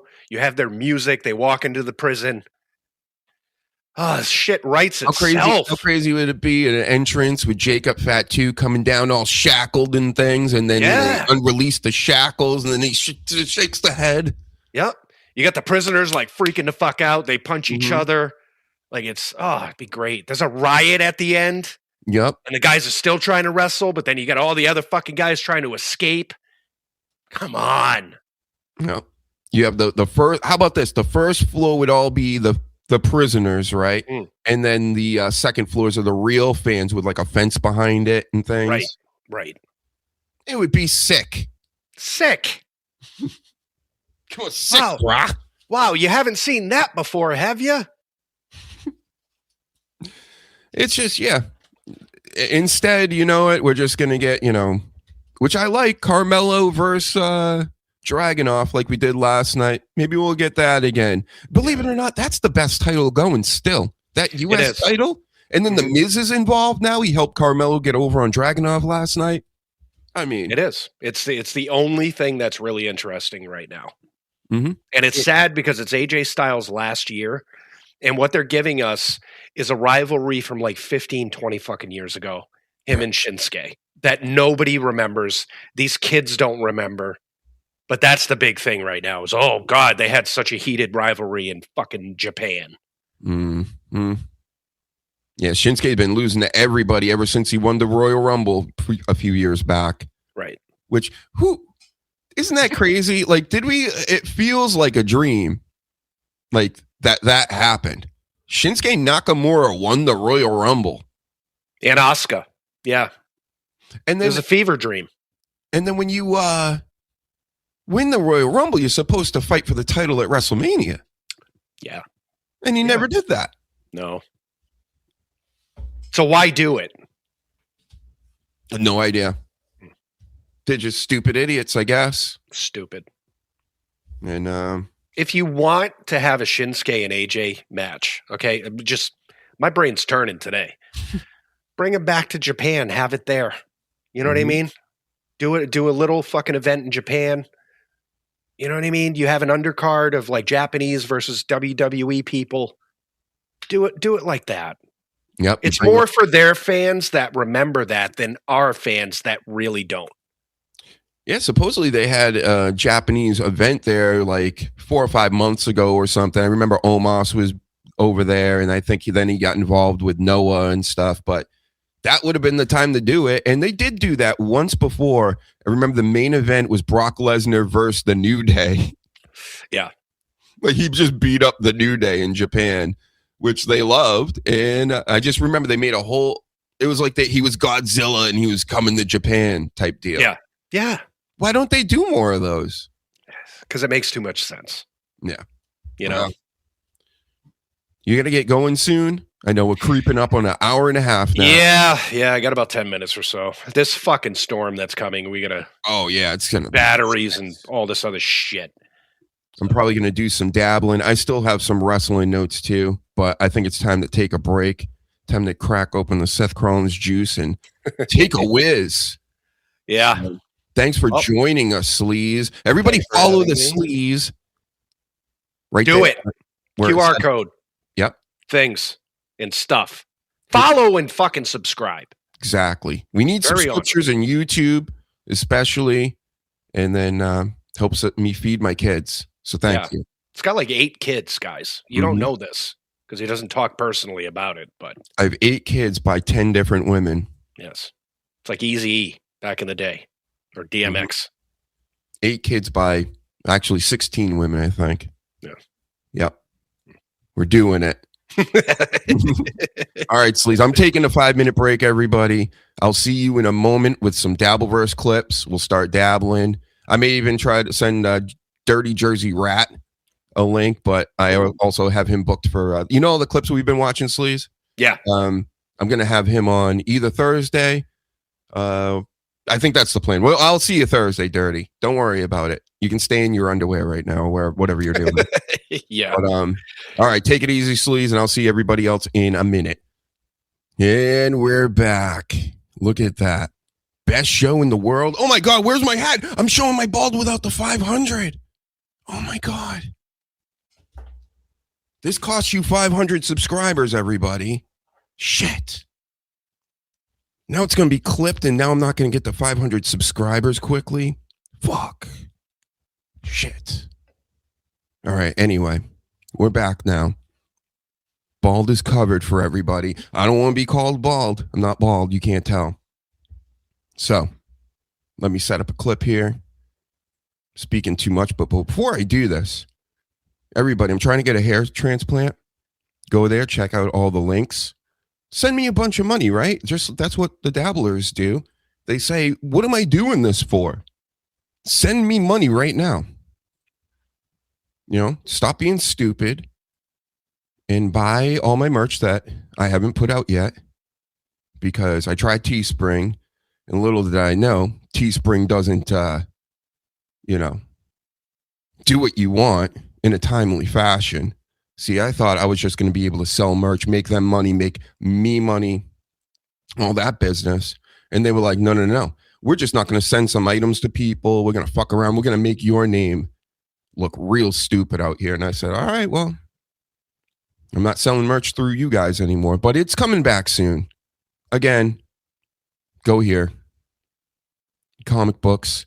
The Whatnot shows are coming back. I started lining up the comic books. I have over 3,000 comic books, people. Crazy is that? Out of my private stash. But it weighs a lot more than 3,000 trillion pounds. So I need to make space. I need to get rid of some of these things. And really, have a better collection. Because I have a lot of good books, but I don't need them all. I just don't need them all. I need the space. So, there we go. Back here. And now we're going over here. And then I go, we're about to watch some Stuttering John. Let's watch Stuttering John. Which one is this one? Well, it doesn't really matter. We'll watch this one first. with you guys, put you over here, and then we make it big. Yeah. Okay, let's listen. What I don't even know what this clip is. Haven't seen this one yet. I saw a little bit of this show. I call this the Arkham Asylum group. Of course, you have Stuttering John, you have Ava, and you have Kiki over here, wife of Gino. And let's see what they have to say. They bully you into like being like, well, it's fucked up to strike a channel. It's like, well, these are the rules. And now at this point, it's beyond just busting my balls. Just because you want to bully us and like into not striking people, not that I'm striking anyone, my God, but I understand why you do. It's like you're taking away now my right of. Just look at his face this whole time. Don't forget to look at his face. Having my own show. You're taking away you're taking money from me because you need me to make money. Yes. How is that fair? How is that fair? Like, okay, so they're talking about the lawsuit John has with a few streams out here, and Sunflower Dragon. Where were you, Sunflower Dragon? That's what a famous line from Stuttering John. The day he was like, "Where were you?" and he started naming all these random chatters, and because he wants people on his side. He wants everybody to know. Everybody's clipping his show and watching his show, especially these guys that obsess about him, like TSN and WATP. You can't say they don't, even if you're fans of those shows. I mean, they literally have shows that revolve around Stuttering John. So now he's fighting back. And he's got these two ladies protecting John. And Sunflower Dragon is a chatter and gives John money to say, "Hey, you're doing a good job," whatever the case is out here. Not all that entertaining, but she did kind of side with the shitwayer in TSN as far as the legal battles and the striking and the this and that. And John did not like it. He blew up on her the other day. And this is the day after. I think this is yesterday. So he will be bringing her up, I'm sure, in this clip. And they're about to get there. Let's see. Just because they want to bully you into it to be like, well, fuck you, you're a terrible person. That's not morally unsound at all. No. It's like, no, Kiana, I'm just going to have my own show. But if you want to talk about morals, look what they did. Right. They tried to. They can't talk about morals. They tried to get Ava to befriend my child so they can get dirt on me. That did I guess that happened. They were trying to get Ava here to befriend John's trans child, who's I think in her 30s. And then Ava actually went and drove past her house or whatever, or his house. I'm so confused by all that. I stick to names generally when it comes to that. I don't even use pronouns anymore because you guys forced me out of that game. So I don't even use pronouns. I just use names. And so that was a little weird from everybody. But John picks and chooses, what's good and bad, like everybody does. And he's cool with Ava. But when Ava turns on him, boy, that's gonna get ugly. Just watch. It will happen eventually. Where I went, wrong. I went. This is beyond ball busting. This is insanity now. They're trying to get Ava to get dirt on you from your child. This is beyond anything. And then what did Shuli do? Instead of saying, "Fuck you, producer," like, what's his name? He had a meeting with them. Yeah, right. They had that's their production meeting. Let's try and get Ava to befriend John's kid. That's where I go, these people are fucked. This is not ball busting. This is not lighthearted. This is fucked the fuck up. Like, and they lie about it. And y'all right. Yeah. They lie about it, and you just choose to believe their lies, and that's fine. I understand that, but they're just lying about it. I just don't even bother fighting back about it. Like, they turned They turned an embarrassment, which is that they had a meeting. He calls me and asked me to stalk John's kid, basically, and manipulate them over a long period of time. They took that and then turned it around and lied to y'all and made it look like I did something. Like, that's how fucked up these people are. And then when you're talking about the morality of it, people like try to act like this is like some kind of chicken and the egg thing ethically, but it literally is not in this case. John did a show before the Dabbleverse existed, and then the Dabbleverse existed around John. John reacted to that. It's going to be interesting to see because people are like, well, fair use and, you know, all this stuff. And I get both sides, honestly. I really do. But John would hate me for even saying that. How could I ever side with the shit way and all this stuff? Like, you have to be riding with him at all times or else, you know, you're done for. But shout out to Dirty Jersey Rat. He will be on this Thursday, 7 p.m. We're shooting for EST, normal people time. So if you're in a different place on Earth, remember, 7 p.m. is normal people time where I'm at. And that's when you watch the show Thursday night for more dabbling. And I'm sure there'll be a lot more clips. Who knows? Maybe we even will check out some of the people I was talking about earlier that I'm not really interested in, or technically not interested in them. But I'll do it to see if you guys are interested in it. You know, like Karmix and Scarlett and all these people I tend to stay away from. And we got to have CWC back on. Who knows? He likes to come on shows. Dave Sarah, he's been on. We'll have repeats of certain people. New Jersey Ranger, his channel's blowing up. He's doing deep dives and 4-hour streams on, you know, Karmic and all these guys too, and ladies. So there's enough content to be had, and it's all good stuff. And that's why we're dabbling right now. Make sure you share this to everybody. So, because I'm not doing this for nothing, right? I want to get paid, and I want the shares and to tell everybody about it. Okay. And if not, then I hate you and get out of here. And you can't use my clips or anything. Can't use anything from Dr. Huge. Uh-oh, I hit the wrong button. This takes a minute too. Maybe because of the moving background. All right, we're going back. We're going to watch some more clip. Are the people that are, you cannot bring morals into it. They're this is just one of the things. Right. They're not talking about. Right. I'm pretty It's sure just where I went. my son's graduation. Yeah, he sounds wasted here. But this is like Monday, Tuesday, Wednesday, Thursday, Friday, Saturday. I don't know so much about Sunday. He doesn't do a whole lot of Sunday shows unless they're in the daytime. So maybe that's the one day he takes off, right? Wink, wink. That's when We're it not just talking about calling domestic animal services on me or getting people to record me with a microphone in their lapel at one of my gigs with my or leak footage inside your fucking house. We're not talking about any of that.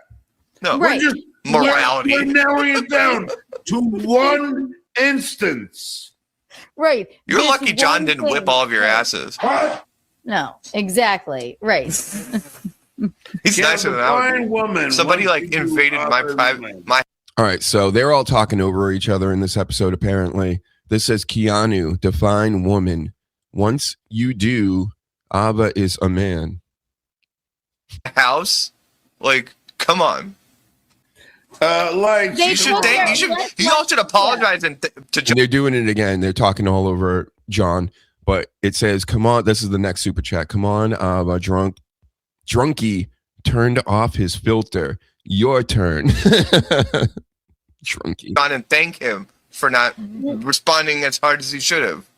Motherfuckers. Lest we forget, as much as I laugh about it because it's so ridiculous, It is they ridiculous. came and took your couch cushions yes. outside of your home. That's weird. That's That an is- odd, psychotic, Isn't that stalkery thing to morally do. reprehensible? That's beyond a moral analysis. It's just a bizarre, psychotic thing to do. It's psychotic. It's obsession. It's like stalking behavior. Yeah, so people, I don't know who exactly, but they took John's couch cushions he put out on the curb from when he was living in California and moved to Florida. And then they brought them to DabbleCon, I believe. I think that's the story. and they put a black light over it, did videos about it. Yes, they again, I said they are obsessed with John, but he kind of leans into it, and it creates this symbiotic relationship where they create content after John. John complains about them, then he gets to create his own content, right? Love that content word. If any woman or anything said, I don't know, I put my couch cushions outside and then they came and collected them and then had a festival of incels about it. Like, everybody on earth, anybody with a brain stem would have fucking sympathy for that. But because it's you're the asshole for some reason. It's like, it's because he's unlikable. Like, so the way she puts it and frames this is actually correct. Like, nobody would actually like what's happening as far as, what they're doing to John and harassing him. And it's not even necessarily the shows. It's like the fans of the shows. Like in the old days, the O&A pests, where they would just, be pests and mess with people and cyberbully them and do all kinds of weird stuff online. Like, that's not necessarily cool or good. I'm just saying John kind of helps bring that on himself because, in my opinion, he seems like a narcissist. That's how he comes off. That's how he's... Even when he was on Stern, when I used to listen when my younger days, I was like, he was just an obnoxious kind of trolly type person. Always throwing... deflecting and obfuscating and outright lying and all this stuff. It's very nasty behavior, right? What the fuck? Couch cushions? Nah, exactly. And they were like, look, we found stains and we found this and it's dirty and blah, blah, blah. Is it funny? It kind of is funny. But when you do this for years on end with somebody and you literally are holding conventions about goofing on just one person, it will be interesting to see how this plays out in a court of law, because it's there. To me, there's more than the fair use stuff, but you know how the courts and stuff do. They're like, we don't want to know anything except for this. We're just going to focus on this one deal here, right? Which will probably be the copyright infringement, argument. I'm not stalking you. Well, they're looking out for people like Carl, because if you take this away from Carl and Shuli, then they have to look at the things they're lying to themselves about in their own lives. Like, right, then they'd have to live in. Yeah. So they're very defensive. I understand.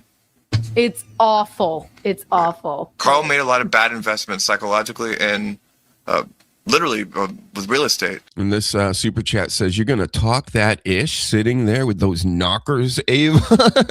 Those knockers. Yeah, God. Sunflower Dragon. Invest in a new life. Oh, Sunflower Dragon's here. All right.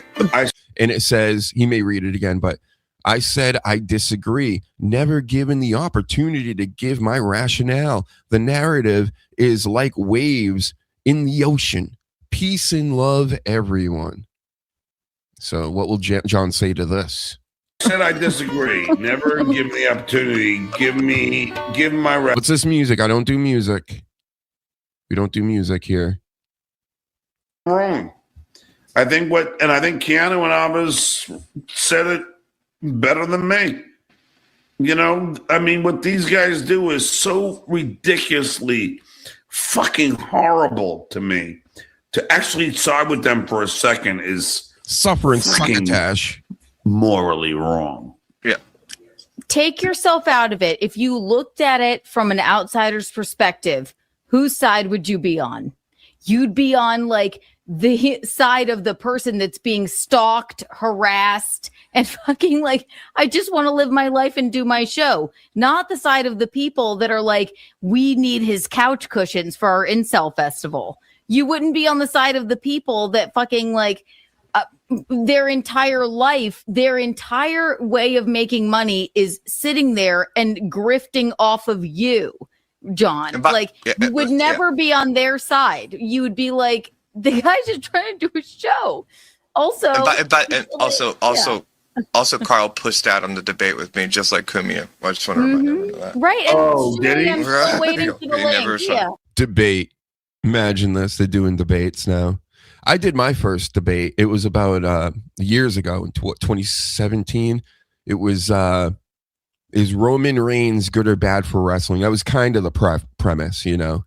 And yeah, fun was had. I may have to bring those back. If anybody wants to do some wrestling debates, I got to find the nerds again online, like the ones that are hardcore in the WWE. Maybe we'll have Jess debate people. Maybe she'll be into something like that, where we'll get some AEW fans, hardcore AEW fans, and we'll have a totally unbiased debate, because I'm really unbiased with all of this.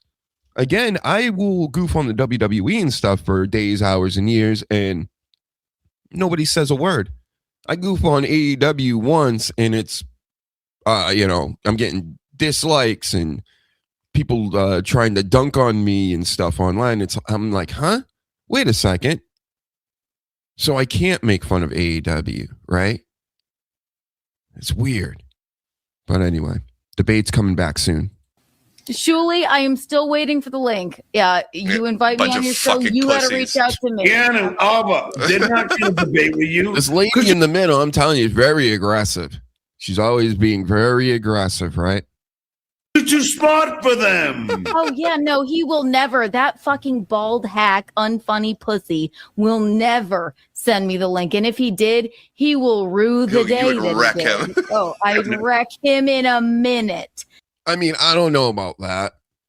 Like, I don't think Shuli's like the greatest or anything like that either. But I mean, Kiki, you think you can destroy a working comic for 50 years in a debate? You want to debate him? And that's the thing about Shuli, aka dues payer, aka views payer, aka shitwear. That's the thing about Shuli, is he doesn't take challenges, which if he got stepped in the ring with Stuttering John, if he stepped in the ring with Bagel Boss, if he stepped in the proverbial ring with Kiki here, I think this would all be good for him. I don't think there would be any losing of anything necessarily. I mean, in the boxing match, yeah, you'd probably lose, but you'd still make a lot of money and it'd be worth it. And it's not like you would get beat up. I mean, you're wearing gloves, but I understand if you don't, but come on, man. That was easy money for, especially the Bagel Boss. But Stuttering John, he could beat you up in a boxing ring, even after a couple strokes and, beers every single day of his life. But Kiki, that seems like it should be a layup for anybody to take her on verbally. She'll try to talk over you and this and that, but you plow through. So that's how you defeat that. So think about it. Dues payer. Take Kiki on. Make something, make it more interesting. Just like the WWE stuff me and the Sleaze were talking about earlier. Let's innovate. Let's do something different than just goofing strictly on Stuttering John. Like, that's cool and stuff. You don't have to stop doing it, but maybe give us a show or something different where you can go on and actually debate. Because the Point Dabble Point show is not really a debate. Nobody's debating anybody. Usually there's a different point. When you have a Point Dabble Point show, you have John on, you have Ava on, you have Keanu on. Not like you could even get John, but you know what I'm saying. You have the John sycophants or fans or people that lean more his side. You have them on and debate them about all this nonsense. Just another idea out there. So we got a little bit more, right? Yep. I would wreck him in a fucking minute, but I'm still waiting. I'm waiting for the link. It's fine. Well, as much fun as this has been, I just realized I'm over for an hour. I didn't plan on it. Keanu, please say and plug whatever you want. Oh, yes. Just Keanu C. Thompson on YouTube. And if you'd like to see me do live stand-up. We're listening to plugs now. What? All right, Dirty. I'm going to have to ask you about this. Why in the world would you take the plugs in? There must be a reason, right? Comedy I'll be with John. Rodney's and I am so looking forward to it. And any of my other live stand-up comedy dates, I post them on my Instagram, Keanu C. Thompson. And Keanu, I will tell you, whenever I book a gig, I'll always ask if you want to come on. Of course. No, I just That's his opener now. You have been sired, Kiki, by the great and all-powerful stand-up comedian Stuttering John now. Wow. Man, this must piss Pinky off. He's going to go off about this later on MLC, I bet. You better. You know, this is a day-old John clip. We don't do 2-day-old John clips. Right, Brennan? Only 1 day old before it goes bad and spoils on us. All right, what's next? I got some more Duke. He was highly obnoxious the other day. I don't know if it was a first show. You know, he does multiple shows some days. Hold on.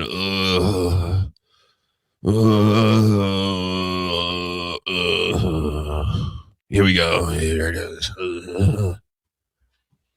Stalin 19, shout out to you too, bro. Coming with the clips. Look at him with the Tonight Show shirt. All right. What do you got to say now? All by your lonesome. I do want to address the dwarfy lawyer. Now, I'm sorry, folks. I'm sorry. But it's very hard for me to ascertain how a man that is married to a hot lady is so invested in Casey Armstrong. Now, this is not a bit. Okay, this... Look at them crooked fingers, bro. That's crazy. Is not a bit. And I'm going to read... He can sue me if he wants. I don't give a shit. He's already done that. This is what he writes to me. And I take exception with this. There he is. He's ding ding. Because he doesn't capitalize God. Now, our creator needs respect. And he writes to me. Thank God. But he capitalizes KC. So God takes a backseat to Casey. Thank God Casey is talking to me again. I would have had to kick you out of the family plan, and I'm fixing his grammar, or just pay separately for yours. Now, Casey Armstrong used to be on the Howard Stern show. Wrestler, was considered a very handsome man in all this. Everybody would call him gay and this and that and all these jokes and parody songs about him. That would never, ever occur in this day and age. So there's a little susness about Casey, but still, it obviously doesn't matter anymore. And he's, 1 year old school jock types that wrestled and all this stuff. And it is a little bit of an odd thing. I know Vince is huge into the Stern show and like follows the Whack Packers around or something. It's like he was paying like High Pitch Eric to like hang out with them and do stuff with them and stuff. It is like John's not wrong about this, and Vince does have this weird love for KC and everything too. It's just I'll let John explain it. It is weird. Now, this is a grown man. It's so pathetically sad. It really is. And he was going to kick me off of his family plan for KC.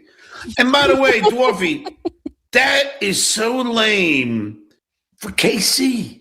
KC, I'm sorry. Is he talking about no offense to KC, but what great bits did KC ever do besides running out of Manhattan during 9/11?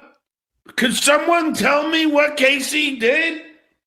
So KC left Manhattan during 9/11, and then Robin and John piled on him the next day, like the trolls they are, being like, "Oh, you're a girl, you wear a dress, and you're gay, and you're stupid, and you want a coward." 9/11 just fucking happened in the city you're in. I'm getting out too. What are you, an idiot? What are you gonna wait for a nuke to go off or something? You don't know. So he left. I think he went back in the Jersey or something and went tanning or whatever. And of course, they goofed on that and everything. I understand the goofing and why they would go with that angle, but John and Robin went so over the top with it that they were really pissing KC off. And I wished KC would have F5'd Robin right through her glass window and then taken Stuttering John, put him in the cripple across face. That's what I wanted to happen.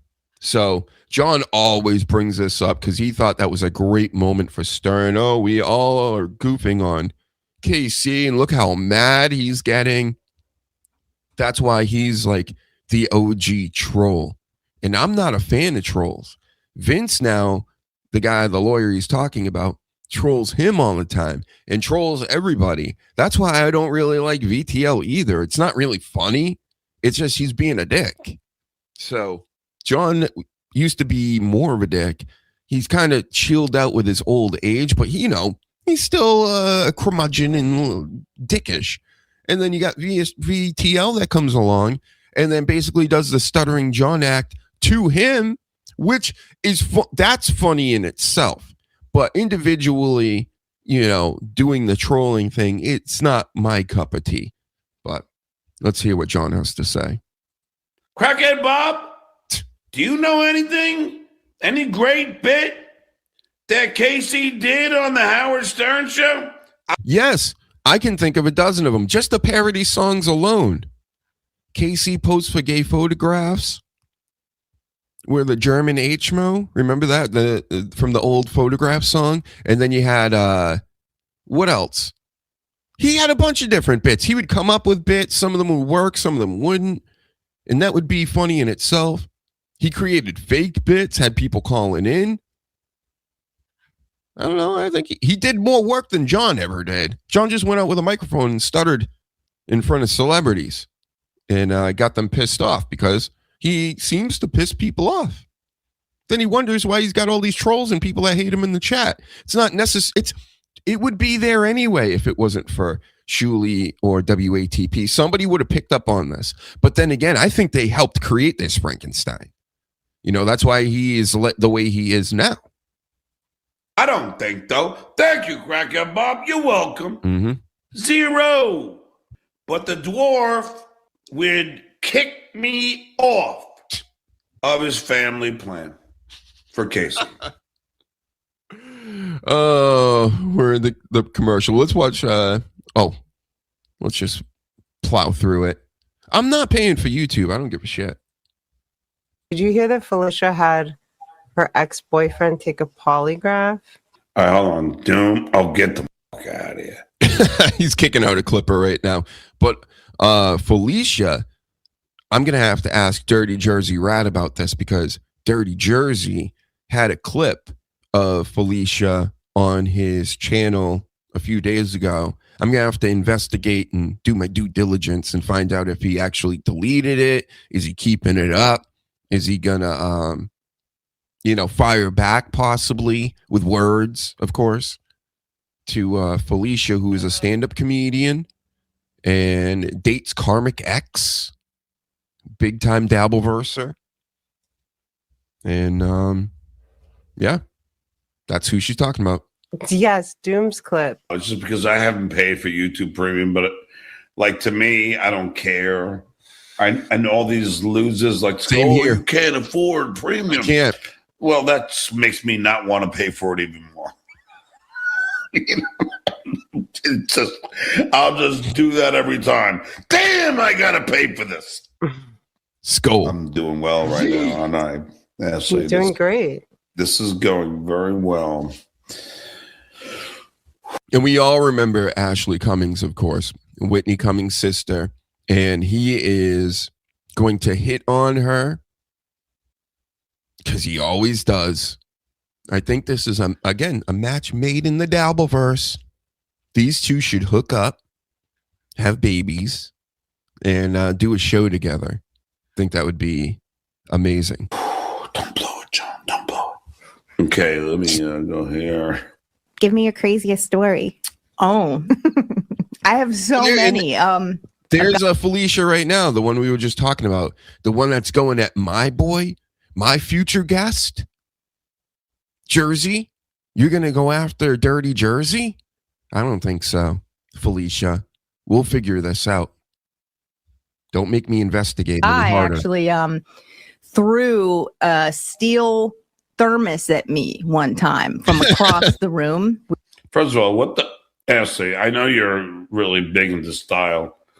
What the what drapes is she wearing here? I love that you said that. Haley and I talked about this clip today, and Haley was so funny. Pretty Antisocial podcast. Everyone should go there and subscribe. These guys and their plugs. My grandparents had a drape that looked just like that when I was growing up. Wow, that's amazing. That's amazing that we both had the same assessment. Because you had drapes like that too? Yeah, I mean, they look like drapes. And yeah, now I'm starting not like the story just doesn't add up. Listen, John, and tell me if you think this like makes any sense. Okay, here we go. We were it was a scenario where I had found out that he had been cheating, and he threw something at you. Yeah, and he threw something at me. But it kind of it was escalating to this place where I was like, dude, wait, who is this guy? I mean, yeah, who is this guy? I've seen him on all these different podcasts. I have no idea. He's got like the punk rock tattoos and what the, my goodness, man. I mean, come on. I mean, that is a very handsome man right there. Yeah, I don't think he could do yoga, and he looks like one of the ghosts in the Ghostbusters cartoon. That's what he looks like to me. Can wish he does yoga, but all I know is we're still trying to find his neck.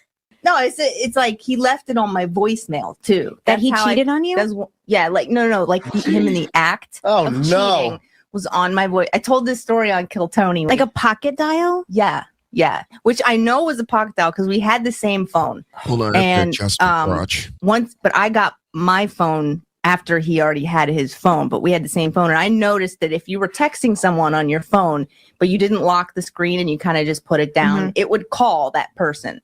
And it was like a glitch in the phone. And I was like, that's how that happened. I didn't find out till later, but yeah, I got it as the voicemail on my phone. It was like a 4-minute long voicemail. And I went to his house and I was like, that night? It was that day as soon as I got it. No, because he worked at the airport, right? Me, so he but, worked. Like when ladies keep talking like this in this tone, I lose it. I don't know what's going on anymore. What is she talking about? Can anybody inform? I don't know. Let's hear more. At first, I thought he was messing with me because I had always been suspecting that he was cheating. And I'm like, oh, he's messing with me. And then I was like, this is too long to be a prank. Something happened in my brain. It was like You mean what happened? Exactly. I mean, already there's 3 things that are just very strange. Like he butt dialed her. Like, I mean, most phones have locks, and like, I mean, I don't think butt dialing is really a thing anymore. But oh no, it does happen, but I don't. We need Jess here with the voice anymore. Like, act like you're somewhat awake, guys. They're both like in slow motion, about to go to sleep. She's just, I don't know, like I used to like her and I don't like her anymore. Casey Brodsky alludes to that podcast to 500 people. I used to like her, but now I don't like her anymore. That hate you. Yeah, they hate me. Ashley, they hate me, but they can't quit me. Well, I have to tell you, John, like this week I've been working from home mostly and seeing your show sometimes, like I'll smoke weed and it's like, you have to kind of laugh. Like people write like the meanest things to you. I didn't even, hold on, let me read this.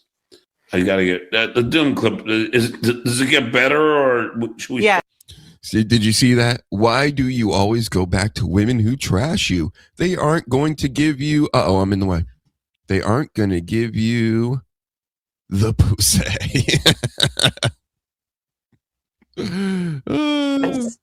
Yeah, I want to know your perspective as a man. All if right. you were in a relationship with a woman and this happened, like, how would you feel? I want to know your feedback on this. All right. Well, DJ Snub says, thanks for fiver. Why do you always go back to women who trash you? They aren't going to give you the pussy. Doesn't matter. I don't care about the pussy. Sounds like Yeah, you're right. He doesn't. Boy would say. Yeah, Sure. I've had enough. I mean, well, there's never enough, but I'm secure in that area. If you don't mind. 303. 304. Hopefully, when we get to Vegas. Wow. Anyway, here is here is Felicia explaining what a creep she is. Brain tried to protect itself from getting this information by just thinking of other things, like distract yourself and denial. Yeah. And so and I started shaking, like my hands started shaking, and I drove to his house and knocked on his door, and he was like, what? And I'm like, where is she? I'm like, I have a voicemail. Does this not sound like, the crazy girlfriend deal? I'm sure maybe she's telling the truth. Maybe. But I remember I used to have a buddy of mine that, I played fantasy football with. We weren't like super tight or anything. But just from him being in the fantasy football league, he brought his girl to the draft one time, and she was just a complete nuisance to everybody, right? For everything, she was just a pain in the ass. She like when she wanted to do things on her own time and everything, but she insisted on coming to these events with her boyfriend because she was like attached to her boyfriend. Because every time she was away from him, it's like he must be cheating. He can't go and hang out with a bunch of dudes. They're all going to cheat together. So I end up at a poker game, and he's there. She's there, of course. She starts fights, all this stuff. It's like with him especially, and then it totally disrupts everything that's going on, and we just want peace and we want to chill. She also supposedly scaled one of his apartment buildings that he was in to go, and then she broke into his place and went through his trash because he must have been cheating. Put apps on his phone so that when she called him, she could hear what he could say before he even picked up. This is years ago. So this gives me those kind of vibes. Instantly, you don't call, you don't do any of that, because of course they could deny or whatever. She's probably going to say, I caught him with a chick or whatever. Why are you trying to not deny it to yourself? It's just live in reality. I get that you feel like this is for everybody. If you feel like you're in love with somebody or whatever, it's a crazy emotion, right? So you want to check those things so you're not like driving by people's houses and their work and all this, this type of business, right? This is where we start going in the crazy land. Like when you hear the crazy ex-girlfriend and this and that. This is what this feels like, but I'll digress and let her finish. Of you getting blown or something. He listened to the voicemail, and I was like, what? So what the hell? And he's like, that's not me. He said, this was his lie. I had to take a shit so bad on my drive home. Shits.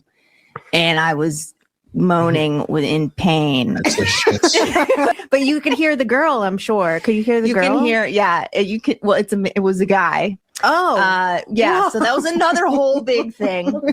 At the end of the thing, you hear a man go, "That was good." Oh God. And then he goes, "That was good." And he's like, they were talking about his dump. I told him.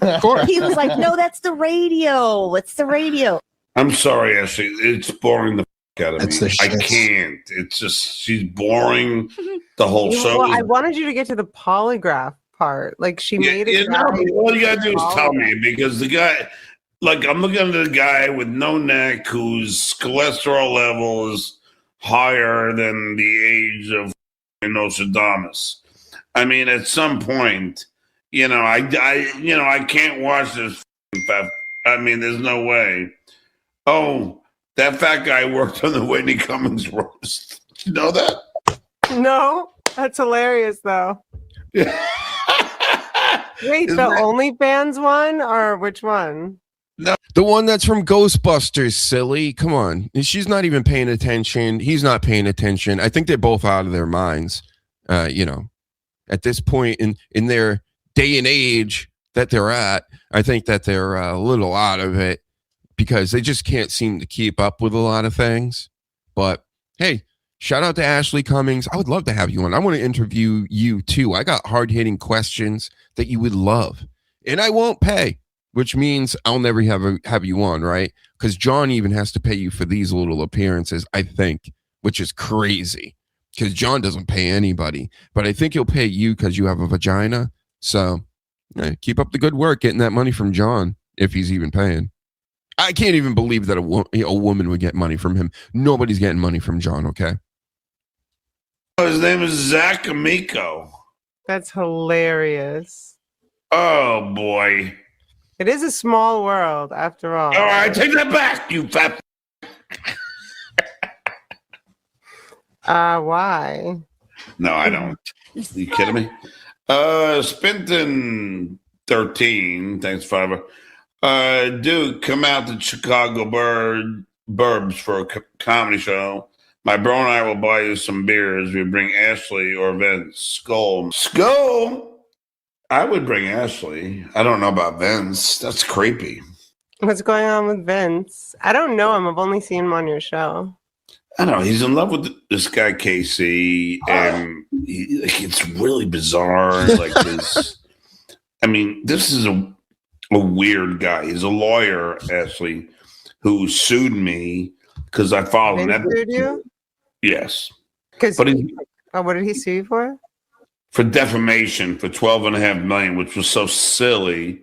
But he's a weirdo. He's legitimately. He's on your show all the time. What happened with that $12 million case? I settled with him for a few shekels. Literally nothing. He was just doing it because he was mad because I filed an ethics complaint against him. It was a retaliatory bullshit thing to do. He knows it. See, John doesn't understand why people fuck with him, right? So they may fuck with him, but then he'll escalate it, right? You're supposed to de-escalate when you're a police officer, especially, right? So that's why I always laugh when I see these cops out here sometimes, and they're just like, they're escalating situations. It's like, chill out, bro. You know, I'm not talking about anything in the news today. I haven't even really looked into anything. I don't care anymore. I got to tell you, when it comes to all this politics, world affairs, information you're getting through social media, I don't care anymore. I think a lot of it's fake, and fake to degrees that we couldn't even believe, possibly, many of us. But or it's used to then do other things. Basically, to break it all down, I think that all this information that's put out here, that's allowed to, the ones that are allowed to be out there and the ones that are actually putting out misinformation, disinformation, things like that, it's just to take more of my rights and my freedoms away. That's all it's for. So me bringing up any of these topics, you're usually pissing off one of two groups. I see what's going on here with all this stuff. I don't even deal with it anymore. So I digress, and that's why I'm going to focus more here on the Dabbleverse and this ridiculous nonsense. He knows exactly what he did, but either way, it's all water under the bridge. But the guy can't stop texting me, Ashley. Pictures of him working out, benching. Vince texts you pictures of him working out? Benching. That's a little... You want me to show you this? I'm not gay no more. Okay. I mean, this is, Whoa. Okay, this is his look. Now, I don't know. Just what? When you look at that face, you got to go Ashley, full Dr. Hughes with that. Come on. Is the first thing that comes to mind serial killer or something? I mean, something. There's something very, very wrong with him. Can you put the picture back up? I'll tell you the first thing that came to my mind. Hey, have you played Tug get off War? my screen. Exit. That's the first word that comes to mind. Exit. Get the out of there, right? Do you see exit on the top right of the photo? No. Oh, yeah. Now, this is him. Look at those ridiculous shoes. Now, Ashley, come on, man. Are those the same shoes that Pinky wears, kind of? Is that what you're saying? They're like pink? No, because he's got man shoes, and then he's got those little tiny socks, which I don't know how men wear that shit, because I could... Like, and then there'll be like parts of the show where there's nothing really all that funny going on, and I always just break out into laughter by myself, like, while I'm watching it, because I'm like, like, just consider everything that's going on, right? You got this drunk guy that used to be on Stern a million years ago getting wasted with Whitney Cummings' sister, and they're watching this random, like, troll lawyer. And they're watching him, like, with his pictures of him working out and all this. It's just, sometimes the ridiculousness hits me at certain times when I'm watching this, and I'm just like literally giggling to myself for like a good 5 minutes, because I'm like, I can't believe this is like all real, and like people are actually involved in watching this. This is why this interests me. And I get there may be some people that are like, what the fuck? Like, they don't even understand like what this is, what's going on. Just look at this picture right here. So that's what's going on. Okay. And I think it's funny. And to me, this is the best background noise in the world. Because, again, nothing even funny has to be happening. But then you just start, like, giggling. Like, they're goofing on his shoes and all this. I get, all right, he's wearing, like, some orangey pink shoes at the gym. Like, it's not, who cares? But it's just the whole setup to it. Me watching them, watching him, you know, Sweet Caroline and all this. It's crazy stuff. You know, I got they're like so difficult, and then he's got those short shorts, which is really, I don't know. That's a West Hollywood Is look. this something he's posting on Instagram, or he's just sending to you? I don't know. I think he posted in his own YouTube channel. He wants to show how tough he is. But Ashley, I mean, who is? And then he's got the sleeveless shirt. I mean. Do you think he's like sexually confused? What? And now here he is. He's going to lift that. He's really throwing some allegations out there. I think he's got another $12.5 million lawsuit coming, right, John? And I got news for you. That means you're gay. Yeah, right. I think Iron Sheik has something to say about this too, right? You are fucking gay bar champion. Me? I'm the champion. Well, I'll take it. I'll take the title of champion of anything. And watch when he walks back. This is and he lifts it once. Look at his walk. Now, Ashley, come on. Really? Look at those shorts. I mean, look at the shorts. Shoes. Look at Vinny's hitting leg day. Unlike you, John, you go to the gym and you do fucking biceps like a teenage boy every time you show up. I mean, I will say that's not a look that attracts women. I mean, in my opinion. No. I mean, it is bizarro world. And this guy will send me this shit all the time and think that it's somehow going to impress me. Like, I give a shit about how much he can. Like, that's Vince trolling. That's what I take it as. Either that, he wants to sleep with John, right? But what are the odds of that? I mean, John it isn't going to even be attractive to gay men, I'm guessing. Because, you know me, I'm done with those days. I'm not gay. I would not date a man. I would not carry a purse. I would not put on makeup. Woo. I'm not gay no more. Yep. So that's the end of that clip. We can watch more. Hold on. I almost messed up here. I almost messed up my stream like a boomer. Holy shit, I almost did a boomer thing. All right, Dirty Jersey, did you post any more? Let's see if he's got any updates over here. We got Mersh yelling about Scarlett. You know what? Let's watch a little Mersh. In honor of Danny Damage. He was possibly going to be on today, but he's got this. Danny Damage has a life, okay? So when we get him back on, I hope you are all very appreciative that I have somebody that comes in here with a British accent, because we're famous like that. We can have people with British accents on our show. Oh no, you guys can't get them. We get those high quality guests. So Danny Damage is a fan of Mersh. Mersh goes in on Scarlett, who I know nothing about. Also goes in on Ethan Ralph, who I know very little about.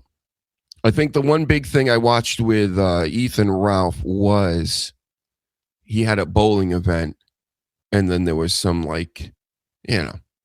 everybody trying to clout chase, make content for themselves. That whole deal. Hold on. How do I put a new clip on? Oh, this is so hard. Okay, we're here. And Mersh, the most congested man in the world. What do you have to say? Oh, he's not saying anything because I have him muted. Let's fast up. No, we don't want the very beginning. I don't like music. Unless it's mine. He's getting the dabble versus fucking sloppy thirds. He's talking about follow. Look, I don't care, man. Hey, Ralph, where's your son? That's all I have to say. Wow. So he just this is the level that we're at now, right? Where we're talking about Dabbleverse stuff. Mersh he's not like fully in the Dabbleverse, but he is Dabbleverse adjacent, I guess you would say. He's in and around the orbit of the verse. So his deal, like most of these other streamer podcaster type people's deal, is to just instantly go for the jugular. So that's why people like having private information on other people, even their first name, right? They think it's clever and funny to say names that aren't Dr. Huge or Mersh or what have you. But it is what it is. It's just to me, again, it's not my cup of tea. It's not my there are ways of being funny without being trollish and getting after people for the worst parts of their lives. There are other things you can annoy them by, which are just their other little ticks and stuff like that. That's just my opinion. But Mersh is going to go on Ethan Ralph over his kids, apparently. Ralph can throw anything he wants at me. At the end of the day, I can only throw 3 words back at him. Hey, Ralph, where's your son?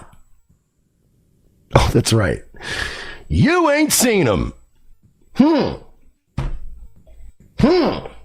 So I guess this is the part where the internet goes, oh shit. Not to me. It's kind of just, it feels like a Hail Mary in the fourth quarter with 4 seconds to go. That's what it feels like. But then again, I don't know this Ethan Ralph. Maybe he deserves it. Maybe they all deserve it. Maybe Mersh is in the right. So maybe he's just pissed as well. And he's going to use the information and manipulate it the best way that he can. Female style, because that's what females do, right? They try to get information. They finesse it. And then they put it out, blackmail, use it again. That type of thing. Not all. I'm just saying, it's generally an estrogen tendency, in my expert analyst opinion. Who was it that promised that was going to happen? Texas law, baby. He can say whatever the fuck he wants from here on out. Don't matter here nor there. Where's your son? Skull. So, And we'll get to that later because while I don't have a beef with Ralph, because Ralph is just being Ralph, I do have beef with Scarlett. And I will make my feelings known tonight. We won't be doing it on YouTube because I'm smarter than that, and I'm not going to get my fucking channel nuked. But trust me when I tell you. So can I play the rest of this? HVAC, are you still here? Have you seen any of this? He's not even going to do this for YouTube. Apparently Dirty made a clip of it, but then can I play it?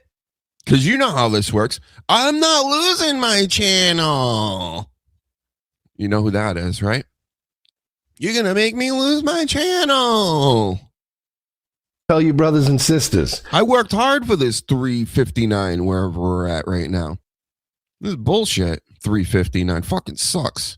Later on tonight on Rumble, I'm going to let you know. I do have a Rumble, by the way. Go ahead. Sorry for interrupting, Mersh. Exactly how I feel about Scarlett Hampton. Because I will say this. Yes, her going on Ralph's show is fucking disgraceful. And it's a shitty thing to do. Shitty to me? No. I've made it clear from day one. I've said maybe 10 sentences to this woman since I've met her. All right, the one time I watched Mersh, I watched him live one night. And it was okay. It was pretty good. I was rocking with it, right? For a little bit. I'm in the chat. I'm doing my chat thing and stuff, showing the blue face emojis. And then he went over this woman, Scarlett, and I was like, I've never heard of her before. And he had a whole like mixtape about her and all this stuff. And I went, oh, I don't care about this. And then he started getting on, she's a queen, and he wants to date her, and he wants to do this and wants to do. And I went, oh, okay, so this is the part of the show that I don't need to watch anymore. Then shortly after that, she started becoming like super dabble famous, you know, with the Matt Mead and the throwing things or whatever that's going on. It's so uninteresting to me that I've never even looked into it. So I just let that go. And every time she's been on MLC ever since, I don't give a shit because I think it's the shits.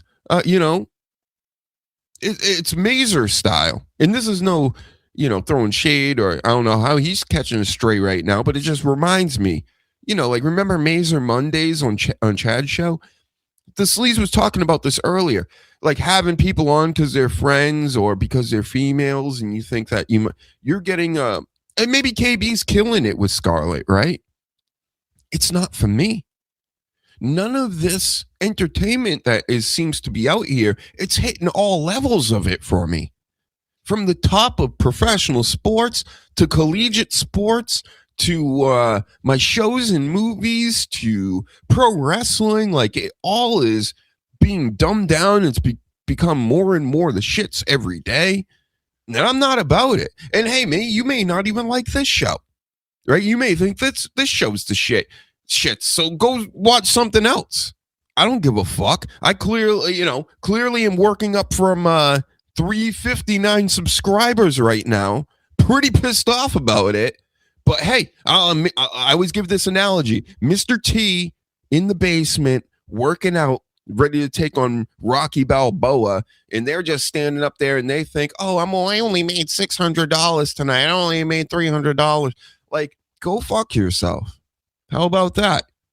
And in the meantime, the content you're going to bring is going to be just straight hate, straight trollisms, and whack packers that are literally some of these people I believe may be mentally ill, right?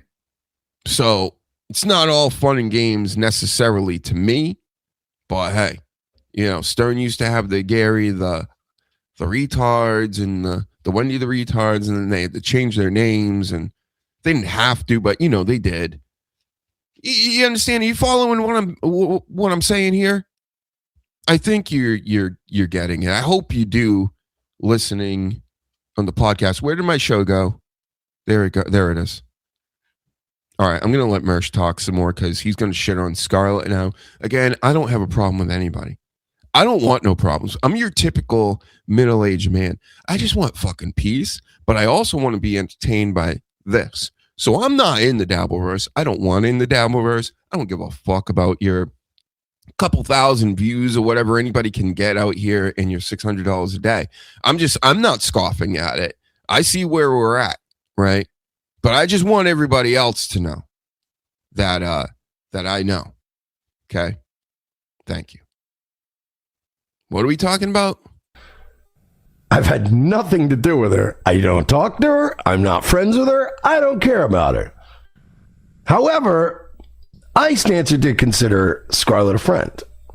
And Scarlett is a absolute subhuman cunt whore piece of shit. What? For what she did. Not to me. I could care less.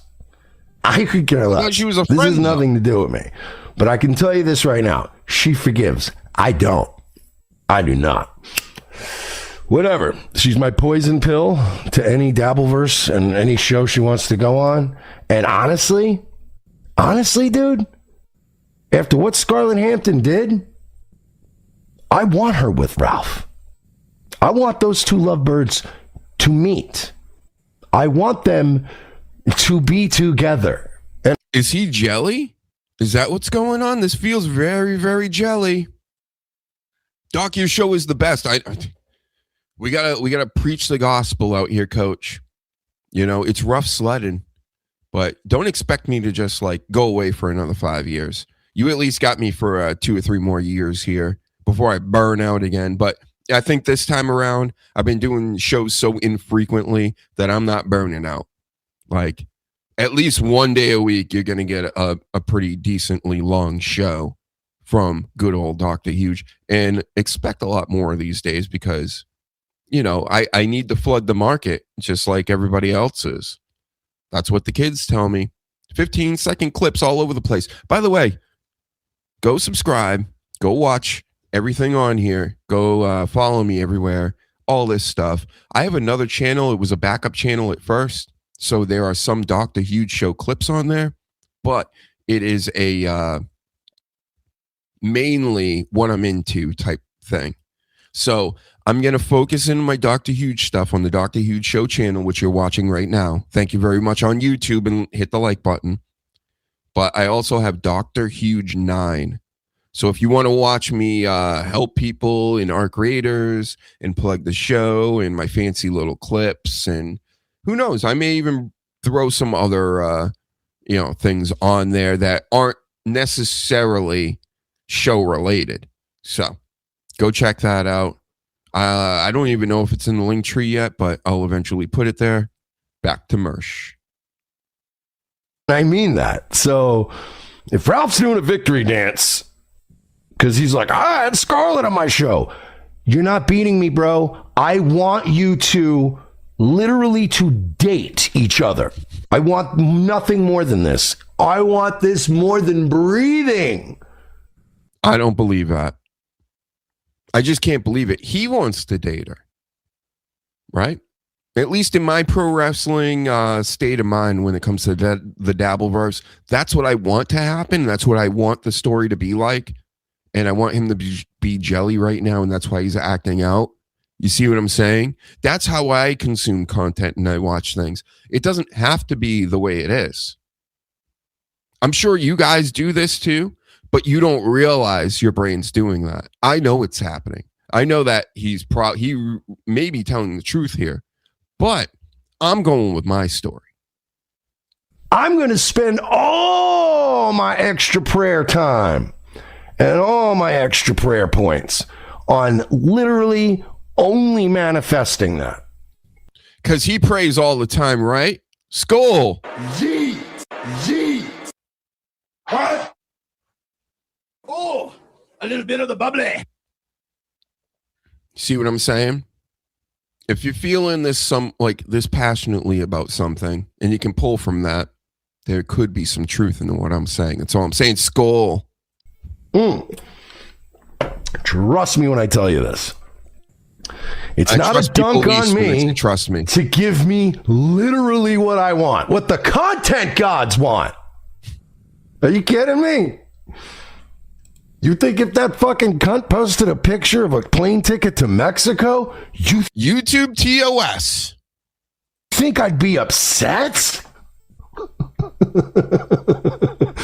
I don't stand with these C words, YouTube. You think I'd be angry at that? I want that more than anything. What the fuck are we talking about? The first 3 weeks of 2026 have been boring as fuck. There ain't. You know, I just went through this rant earlier. It's been terrible out here in the Dabbleverse and a lot of the verses, the sports verse and the wrestling verse. This stinks. The future is terrible. Nobody's creative. Nobody wants to do anything creative. They're just kind of regurgitating the same old shit over and over and over again. And we're done with it. I think I need to get crazier. I think that's probably what's going to start happening is I'm going to start getting crazier. The channels are going to start getting crazier here because go watch my latest short. You know, we're really, we're going for it. And if you don't like it, then, you know what to do. Nothing going on. So, I'm not sure why somebody following a life plan that I absolutely want nothing more for them, why they would try to publicly declare that as some kind of own on me. It's not. It's literally everything I want more. It's like one of those things that I couldn't have dreamed up myself, but God gave it to us. Yeah, I bet he wants it so bad he's going to be the best man at the Ethan Ralph Scarlett wedding. The Ralph wedding. And I'm like, yes, let's do that. Let's do that, please. So, no, in no way upset.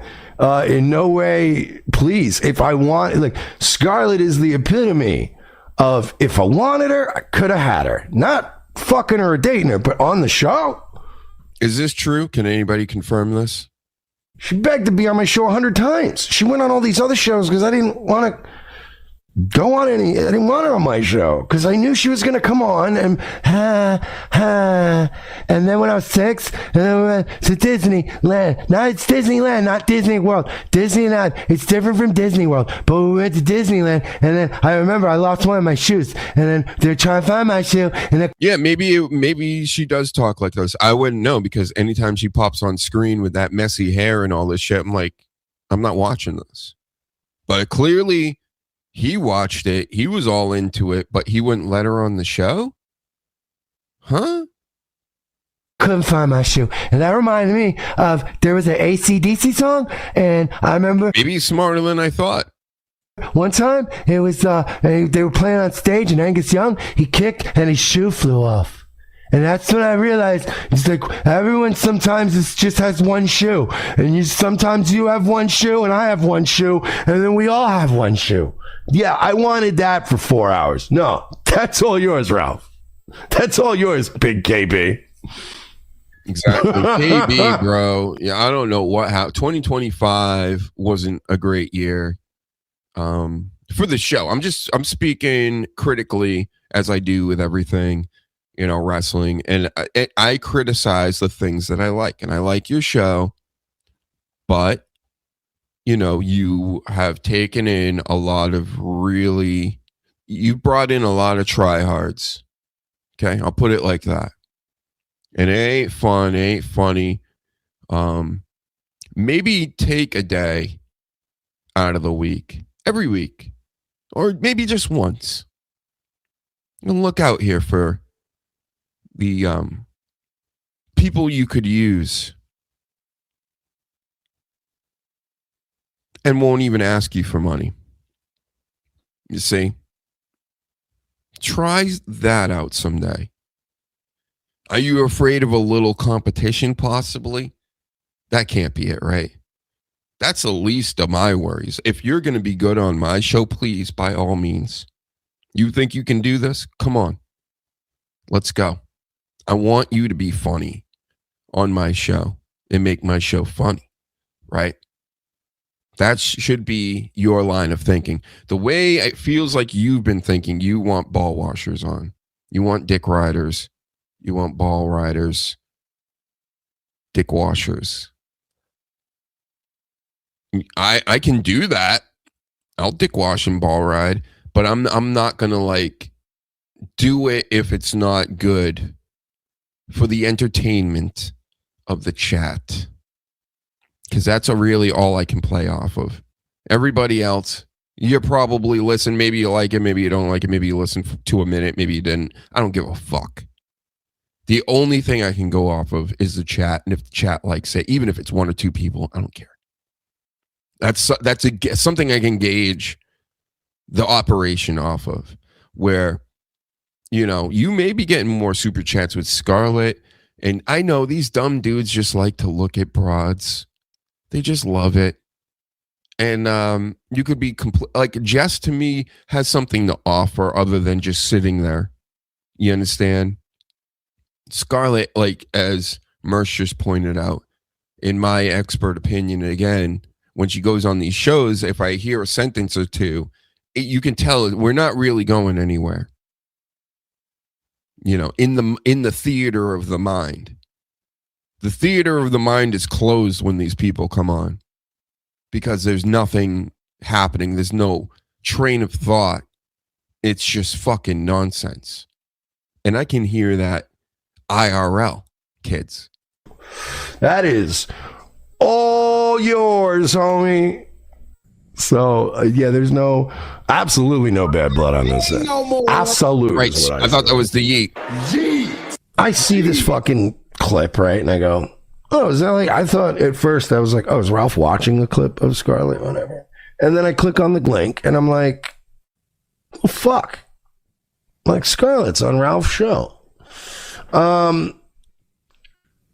immediately have unfollowed Scarlett. I told her a DM. I sent her a DM telling her what a absolute fucking piece of shit she is. Why would you do this? Is there something I'm missing? Like, I know he doesn't like Ethan Ralph, of course, but she did his show and now he's pissed at her, but he was never going to have her on his show. Right? So how does that logic line up for you guys? Doesn't make sense to me. You didn't want her on ever, right? You just want to goof on her. You know she's like goofy and stuff. Okay, got it. But now you're mad at her because she's going on Ethan Ralph's show, who's your arch nemesis.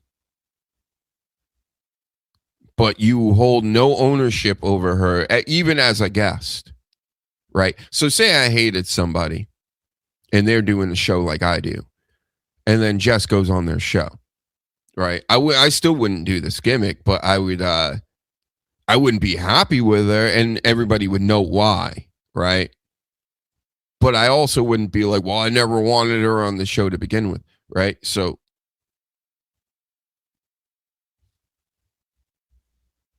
like, you know what I mean? Man, I never thought I would fucking agree with Gino Brasconti about anything. Now I want to make, I don't know, Flat Broke Gino, right? Red Bar made that famous. Go listen to the song.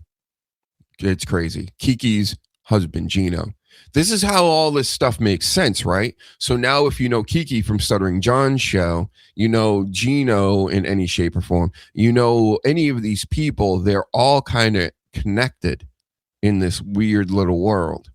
One thing very clear, and that is that I do not speak for Ice Dancer, nor have I actually really had a chance to sit down in person and discuss like this whole situation with her, like to really even get a feel for how she feels about it. So I'm not going to make any, I'm not saying anything on her behalf. I'm not talking for her. This is all purely just me, Mike Shealy. This is just me talking. Mike Shealy. Absolute piece of shit move. And really, you know, the only thing that was said to me by Ice, because again, she's very forgiving. She goes, you know, she probably has no idea about any of that. And I go, well, if this fucking dumb cunt actually shut her fucking mouth for 2 seconds out of the day and actually listened to another person in the room, maybe she would have picked it up along the way. There's a reason I never had her on the show. I stand by that. I think people are starting to see why I never had her on the show. He's feeling nice. Let's get our yeeting in. That will help with the alcoholism. G, G, G, G, G, G, G, G, G. I guarantee Mersh couldn't eat that many times in one of his broadcasts. He'd probably die, right? G, G, G. Now I'm just showing off. G, G, G, G, G, G. Let's go. Man, this clip is still going here. But why does Dr. Huge have 359 subscribers? And these guys have thousands? I'm way better at drinking on cam than them, right? They all have cans and they're drinking like shit beers and stuff. And I'm over here eating. G, G, G, G, G, G, G, G, G. What? PG product, folks. Come on. Puppy in a fire, man. I don't even wipe like was a that. puppy. Oh, everybody else wipes. It was Everybody else wipes except me. why I never had her on the show. Watch this. Watch. See that wipe? That's a stuttering John wipe right there. Let's freeze frame it. Let's zoom in on it. All the rest, right? And drinking I drink the classiest of juices. I have art behind me. I'm a pro sports snob. I have all the championships. I got all the great action figures behind me, all the best DVDs, so when you guys are out here paying for your little subscriptions and you're like, Dr. Huge is broke. He doesn't even like YouTube Plus and he won't buy ESPN Plus and he won't buy Disney Plus and he won't do this and he won't buy this. I don't need to because I'm living in the 90s and I got everything that I need right fucking here. Come lock me up. Come on and lock me up already because I'm smarter than everybody. Got it. Hold on. Skull. What? Oh, a little bit of the bubbly. Be in a fire, man. There was a puppy. It was in a fire. I said, hey, I just want to get the puppy out of the fire. Ice Dancer made the mistake, in my opinion. I just kept catching another trying wipe. What is this wiping business with the streamers? Do you understand what I'm saying? Is there some other activities going on that I'm not privy to?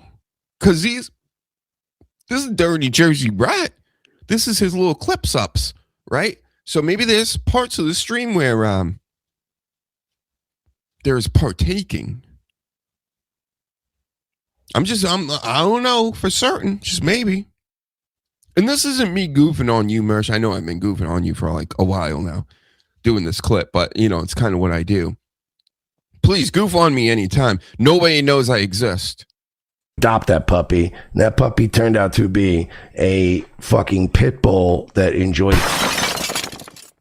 I think that's a shit move. I think that if she didn't know anything about that situation, then it shows just how fucking blah blah blah blah blah blah me she is. Wait, well, I guess maybe I'm like that because I don't know what he's talking about. I have no idea what he's talking about. This clip is classic. This one? There is a reason why I kept my involvement extremely limited to that fucking broad. Look, the bottom line was we thought it was fun to cover her or whatever.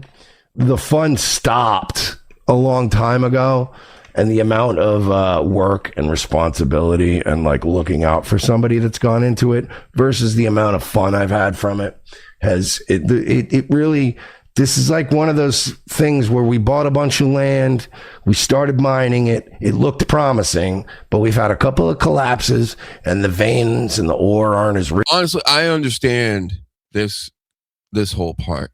I totally get this. Yes. So, you know, you think one thing's going to happen, a totally other thing happens, and it has nothing to do with you. It's like outside forces or inside forces, but it was just because you were trying to do something. Others may have had a hand in helping taking it down. So it could be like, well, you know, what are you going to do? As we thought. And this is turning into one of those situations where we're just cutting our losses. Ice Dancer is an extremely forgiving person. I wouldn't be surprised if she was still cool with her. I have no clue. I don't speak for them. Never did. Told her my thoughts when she said, well, you know, she's been talking to me a lot. And I don't know. She's like, I've been friendly with her. And I'm like, you know, you be friendly with her if you want. Just be careful. Be careful. And, you know, I was like, be careful. That's all I'm going to say. That's why, of course, people have to I said it earlier and I'll say it again. Be careful in the streaming game. You don't know if somebody's going to come on and porn bomb you. Try to take your channel down, right? I don't want to lose my channel or any of that stuff. You know, it's very obnoxious and you should vet people better. That's why I'm kind of worried for KB in a way where, you know, he's to the point now where he's like, I need Scarlett. I need Scarlett to come on. I'm just waiting for her to come on. And this will be like on a Friday night. And I'm like, damn, dude, like you really want her on anytime you can. Maybe because your people like it. I ain't one of those people though. So good luck with whatever comes of it, because even Mersh notices the warning signs that come with that. And if you're worried about your channel being taken down or anything like that, I think the main people you have to worry about are generally ladies, right? A lady just took down Vince McMahon recently from the WWE. Ladies take down all kinds of people from, and if you start showing up at AC events and everything like that, be careful. She's very forgiving. She forgives. I don't. Not at this age. Not at this age and not this late into the fucking game. 87. I knew this bitch was trouble. There is a reason why. I actually enjoyed watching her upload her code into the Dabbleverse. And now, not my Dabbleverse. I mean, you look at it. Just look at the comments. Look at the comments. Look at the just look at it. Look at it. Look at it. Nobody's happy. You're welcome. Told you I was going to wreck that place. You're welcome. So that's all I'm going to say. I have said 10 sentences to this fucking cunt, whore, piece of shit, narcissist, blabbermouth cunt. YouTube TOS. I mean, when I tell you, it is the most, it's the absolute spirit of me. When somebody I feel talks to you in walls of texts, she sent Ice Dancer one time a 24-minute long voice message sandwiched by walls of text. Now you tell me. Because that's what she said to me tonight. Well, maybe she just didn't know any better. You know, maybe she didn't really figure out, you know, doesn't know that Ralph's. And remember, I was telling you these stories earlier about like the crazy girls and the crazy exes and all this stuff. And I know these people. I've known them. They've been around me. Am I looking out for them to come out and entertain me? Not really. You see, I don't want to be entertained by that because it doesn't entertain me. infuriates me, actually. I don't like it. I want peace in my life.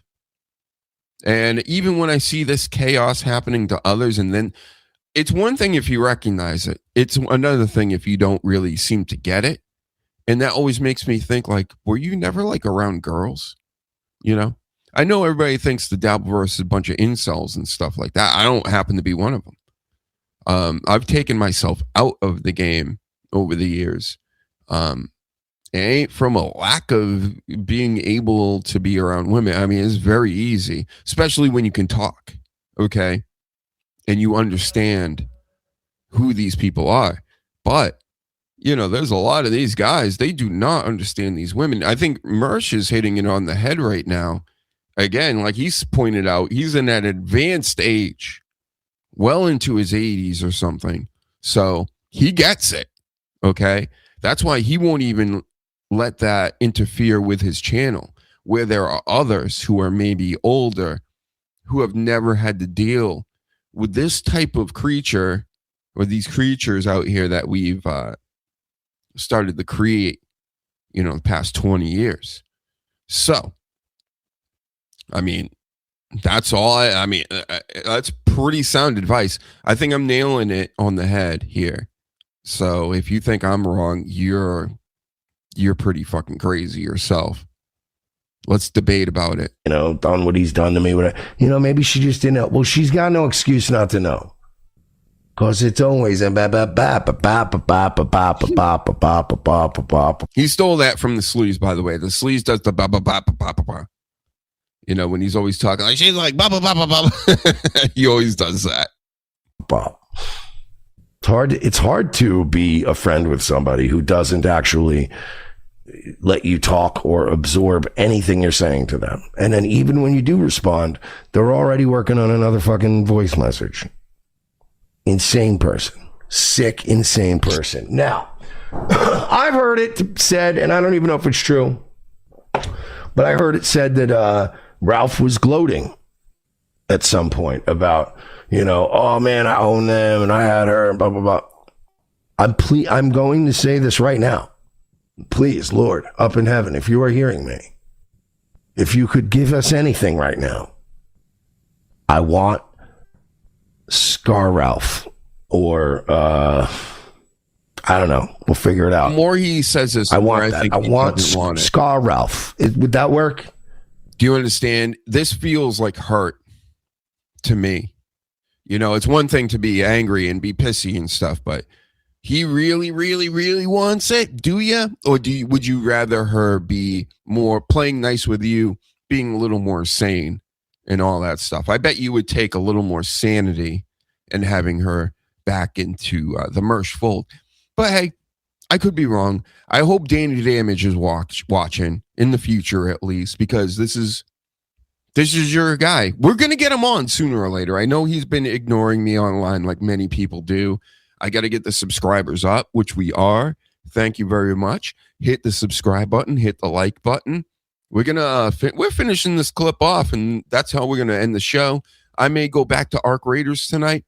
Who knows? Everybody's fucking with me yesterday, so I can't even go out here and help people and promote my show. It's hard times in Arc Raiders, but back to Mersh. Back to Mersh, I said. For like a couple pseudonym, I want that. I think that when it comes to how high the stakes are and how low you are on the totem pole right now versus where, you know, I'm not hanging on for dear life in a shack in Mexico. Listen, man, I want this more than breathing. I want this more than anything. So if you're going to gloat and go, yeah, she was on my show. She's my girl now. When I tell you how wonderful that would be, when I can't even, I almost want to cry. Oh my God, Gunlit. Oh no. All right, Gunlit. I think we're done with us. Gunlit. And you know what? An X is off. It's not very good. I know I'm streaming on X right now. I literally pay to stream on X. I'm not doing it for the check mark. I'm not doing it to be a reply guy. Nothing like that. I'm doing it so I can have a live stream on the platform and people can see it. Nobody sees it anymore because I don't know. I have thousands and thousands of followers. It ain't because I'm following them back, right? And the only people I follow back are generally real people that are out here. So it tells me they're not showing me my shit to anybody. You see? Which is very upsetting. It's very upsetting to somebody that pays for a product and you don't really get anything in return for it. Other than, oh, you can go live to nobody. Cool. So that's why I got to keep plugging. That's why I got to keep telling you, go here, hit the link tree. I got all the links there. I may have Dr. Huge Show 2 there or the new Dr. Huge Show gaming channel there. Check it out. Come follow on Kick. Follow on X. Follow on YouTube, especially. Trying to get monetized on YouTube. We're getting close. We just need the people to show up, brah. You know, we're here. We're chilling every Saturday, 3 p.m. Make sure you guys hit all the buttons. Thank you. Anyway, we did it. We said it all. Shout out to the Sleaze. We'll be talking to Jess soon. We'll be talking to Danny Damage soon. New Jersey or Dirty Jersey Rat will be on Thursday to do some dabbling with Dr. Huge. Thank you for watching. Shout out to the chat. We'll talk to you guys later on. Peace out.